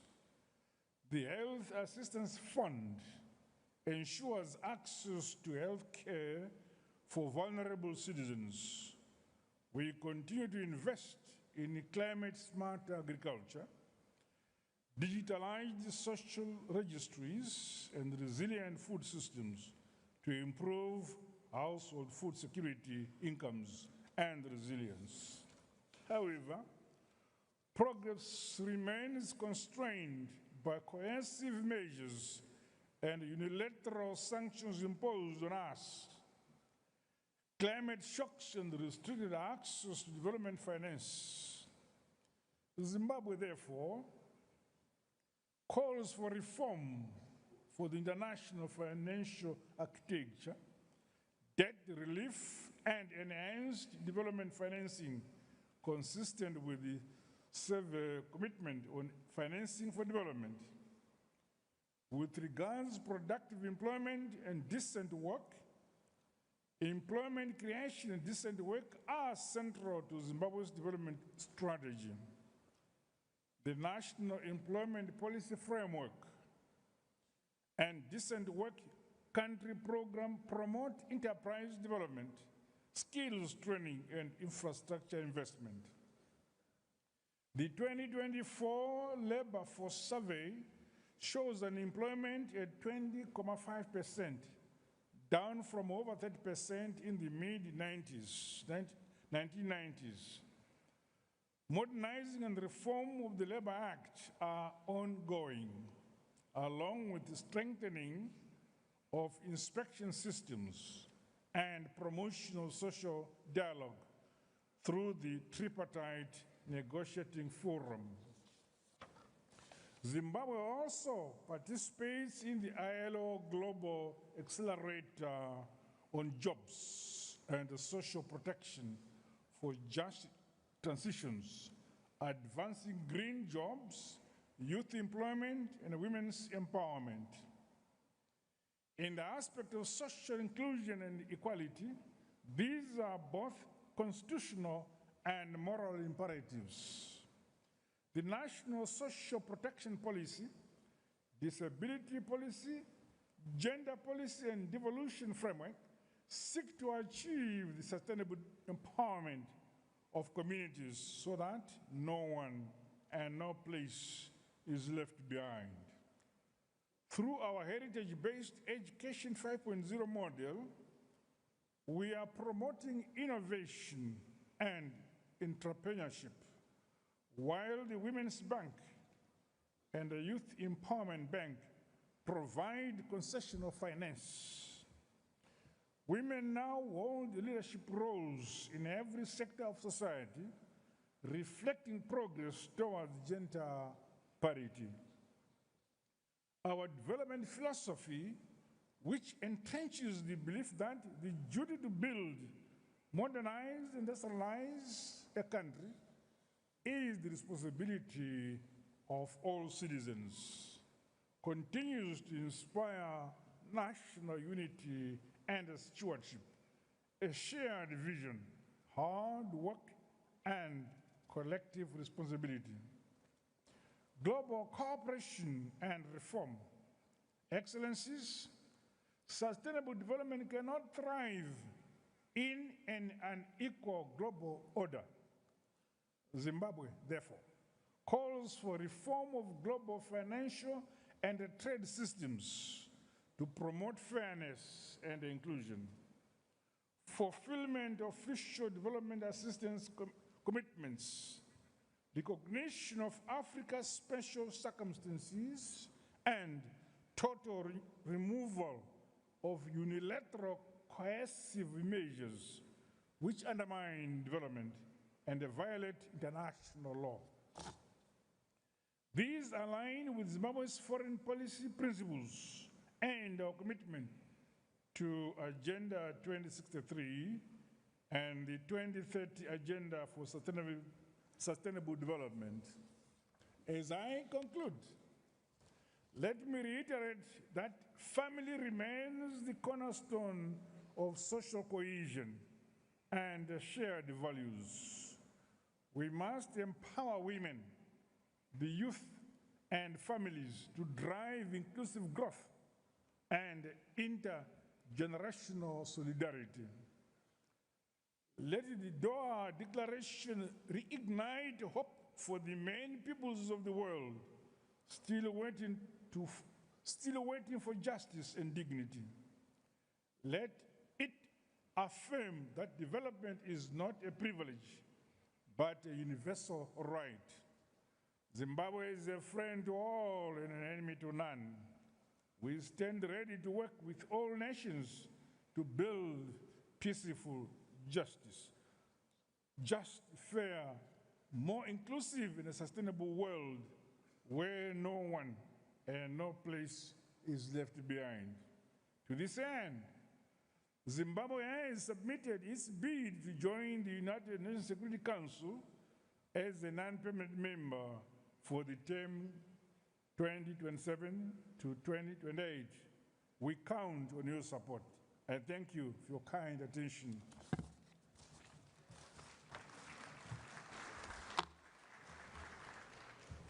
I thank the President of the Republic of Zimbabwe. I invite His Excellency Vagen Khachaturian, President of the Republic of Armenia, to address the Assembly.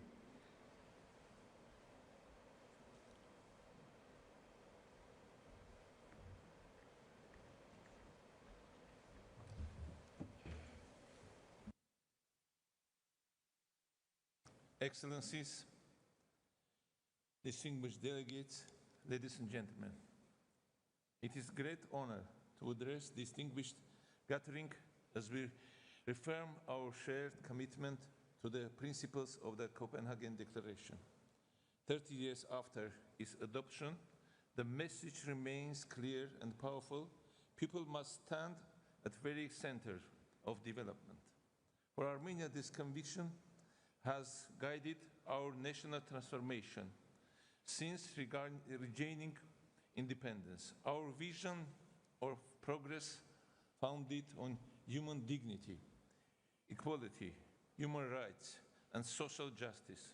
We believe that a just, peaceful, and inclusive society is one that empowers its people, where every individual has an opportunity to learn, to work, to live in peace and contribute to the common good. Over the past decades, Armenia has pursued comprehensive social and economic reforms aimed at building an inclusive, resilient, and people-centered state. Throughout our national development strategy, employment strategic plan for 2025-2031, and social protection strategy, we continue to expand opportunities for decent work, strengthen social safety nets, and ensure that essential services are acceptable to all, especially the most vulnerable, to ensure that no one is left behind. Our ongoing efforts emphasize the creation of high-quality employment, the economic empowerment of women, and inclusion of young people and social distinguished groups in the labor market. By investing in human capital, Armenia is building the foundation for sustainable and inclusive growth. Establishment of social emergency support system has introduced new transformative approach to social protection aimed at empowering the most vulnerable to graduate from social dependency to self-sufficiency through income generation. Quality, inclusive, and affordable education is a precondition for human capital development and key priority of government of Armenia. Highly educated and talented people have always constituted the competitive advantage of our country and foundation of our economy. With this mind, the allocation of resources to education has regressed more than 25% in this past year.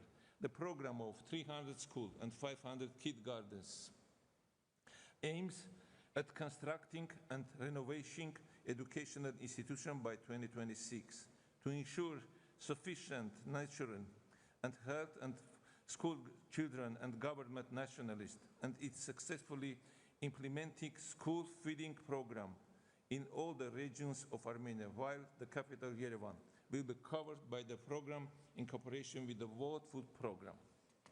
At the same time, we recognize that peace and security are the essential precondition for social development. A peaceful regional environment and good neighborly relations enable a free movement of ideas, goods, and people, opening new paths for shared prosperity. The Crossroad of Peace initiative of government of Armenia is aimed at promoting not only transport connectivity and trade, but connecting societies, advancing people-to-people contact. Armenia's democratic transformation and commitment to good governance and rule of law continue to guide our policies. We are working to make our institution more transparent, our decision-making more participatory, and our governance more accountable. In this way, we seek to ensure that economic progress translates directly into social and justice for all citizens.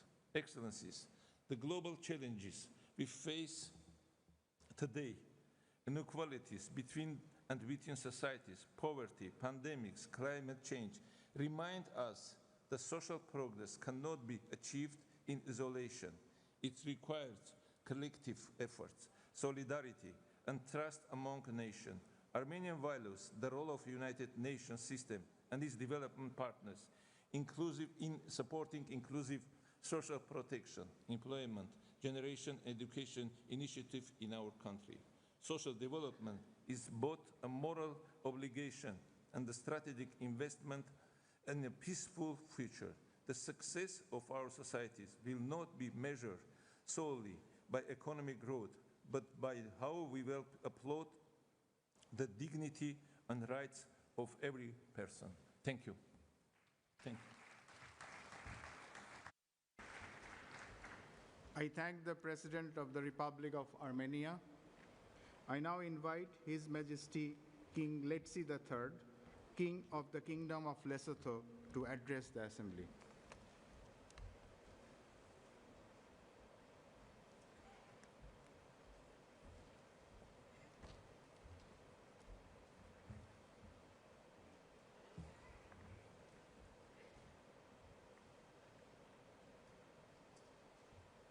Your Royal Highness, the Emir of the State of Qatar, Your Excellency, the President of the 80th session of the General Assembly,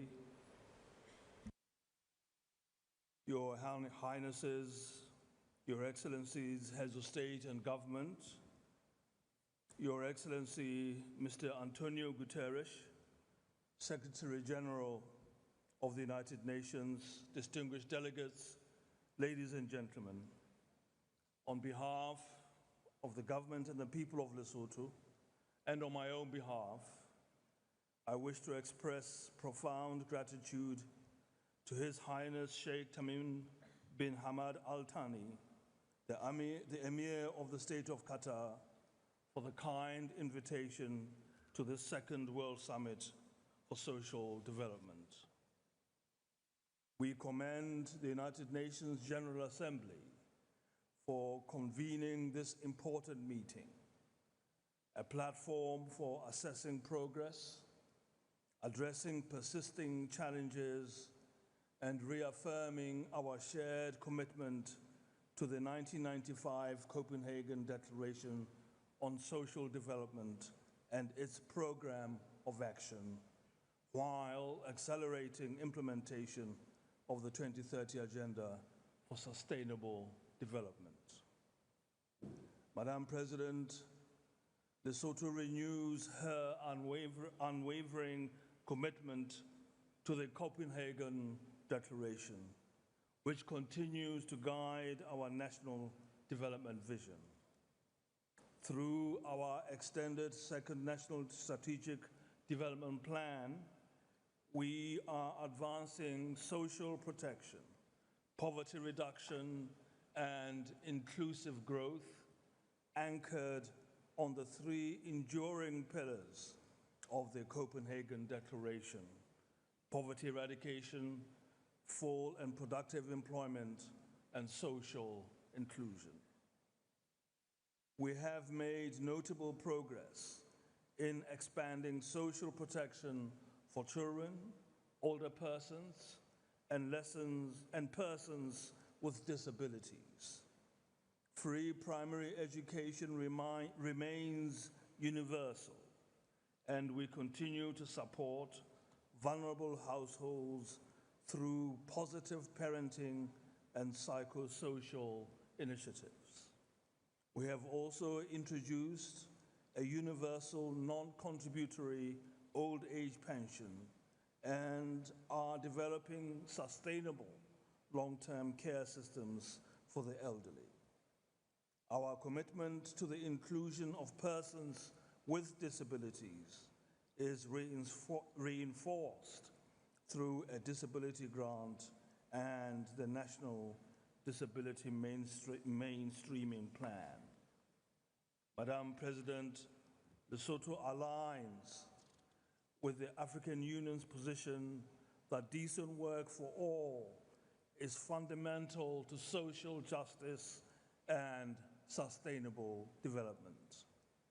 As outlined in the African Union Agenda 2063, economic transformation must advance hand in hand with human dignity. Africa remains the world's youngest continent, with nearly 70% of its population under the age of 30. Yet, youth unemployment remains unacceptably high. In response, the government of Lesotho declared a state of disaster on youth unemployment in July 2025 to fast-track interventions and create meaningful opportunities.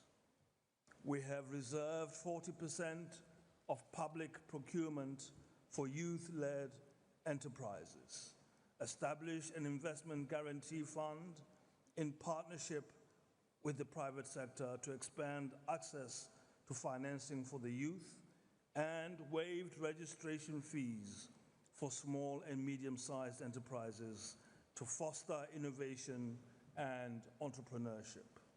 These measures aim to reposition Lesotho's economy from one driven by consumption and public expenditure to one propelled by private sector growth, exports, and productive employment. Madam President, Lesotho is advancing the drafting of a comprehensive social security bill to create an inclusive and integrated social protection system that covers both formal and informal workers. We also recognize that well-governed migration can drive development. In partnership with the International Labour Organization and other global actors, we are working to ensure safe, regular, and beneficial labor migration, protect migrant workers' rights, and promote the portability of social security benefits across borders. We commend the outcomes of the Third United Nations Conference on Landlocked Developing Countries and the Fourth International Conference on Financing for Development, which reaffirmed global commitments to closing the development financing gap, especially for nations in special situations. We urge timely and effective implementation of these outcomes to accelerate progress towards the 2030 agenda.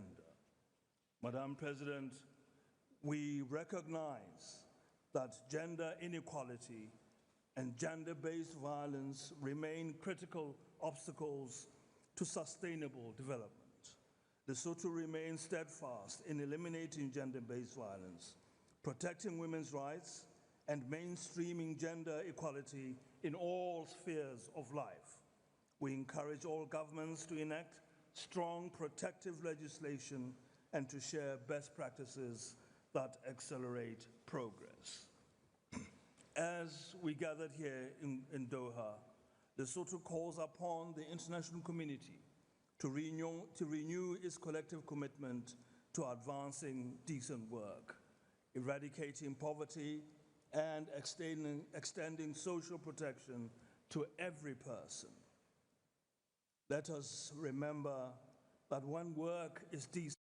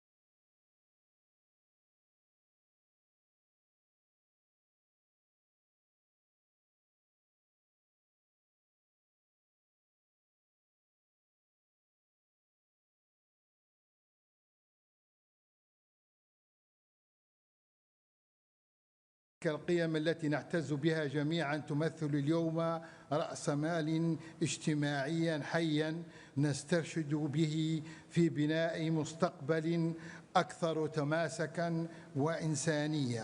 وانطلاقا من هذا الإرث الوطني الراسخ وتأكيدا على مواصلة مسيرة التنمية والبناء، فقد عقد في 10 من أكتوبر عام 2023 اجتماعا في المجلس الوطني للتخطيط، وضعت خلاله الخطة الاستراتيجية المقبلة بوصفها إطارا موجها لمسار التنمية الوطنية. وقد خلص الاجتماع إلى مجموعة من المخرجات الجوهرية التي تجسد الرؤية الوطنية الرامية إلى تحقيق التنمية الشاملة ومستدامة تضع المواطن في صميم أولوياتها، ومن أبرزها 1.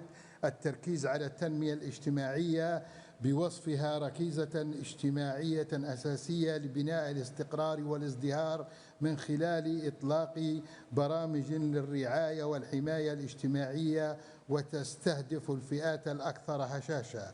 2. ترسيخ مبدأ العدالة الاجتماعية بما يضمن تكافؤ الفرص بين جميع المناطق في ليبيا. 3. دعم المصالحة الوطنية باعتبارها مدخلا للتنمية الاجتماعية المستدامة وشرطا أساسيا لتحقيق الأمن المجتمعي، بما يمكن من توحيد الجهود الوطنية وتوجيهها نحو بناء وتنمية. 4. تمكين المواطن الليبي ليكون شريكا فاعلا في التنمية من خلال تعزيز دوره في المبادرات المحلية ودعم المجالس البلدية والمشروعات المجتمعية وترسيخ مفهوم اللامركزية التنموية. وعلى صعيد استراتيجي، اعتمدت ليبيا الاستراتيجية الوطنية للعدالة الاجتماعية لأعوام 2025-2027 كخارطة طريق لتعزيز المساواة والتكافؤ في الفرص وحماية الفئات الضعيفة ضمن إطار التنمية المستدامة، كما تم تبني إطار التعاون المستدام مع منظومة الأمم المتحدة للأعوام 2023-2025 لتنسيق الجهود الوطنية والدولية في مجالات السلام والتنمية والخدمات الأساسية والحماية المجتمعية، تأكيدا لقناعة ليبيا الراسخة بأن التنمية الاجتماعية هي أساس السلام المستدام والاستقرار الحقيقي.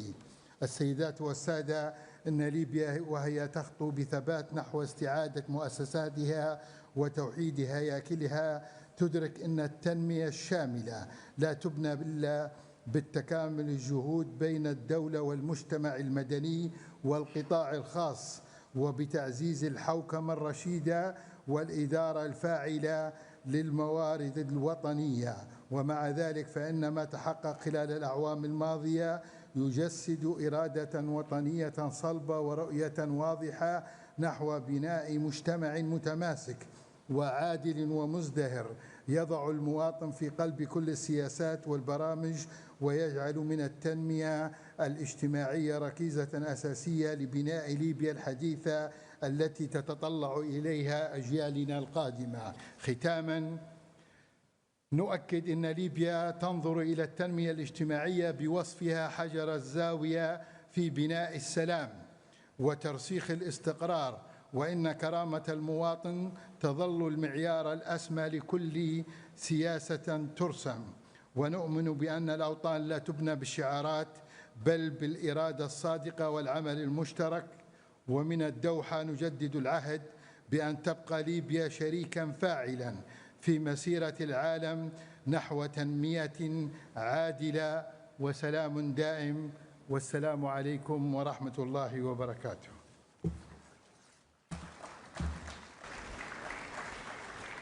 I thank the President of the Presidential Council of the State of Libya. I now invite His Excellency Felix Antoine Tshisekedi Chilombo, President of the Democratic Republic of Congo, to address the Assembly.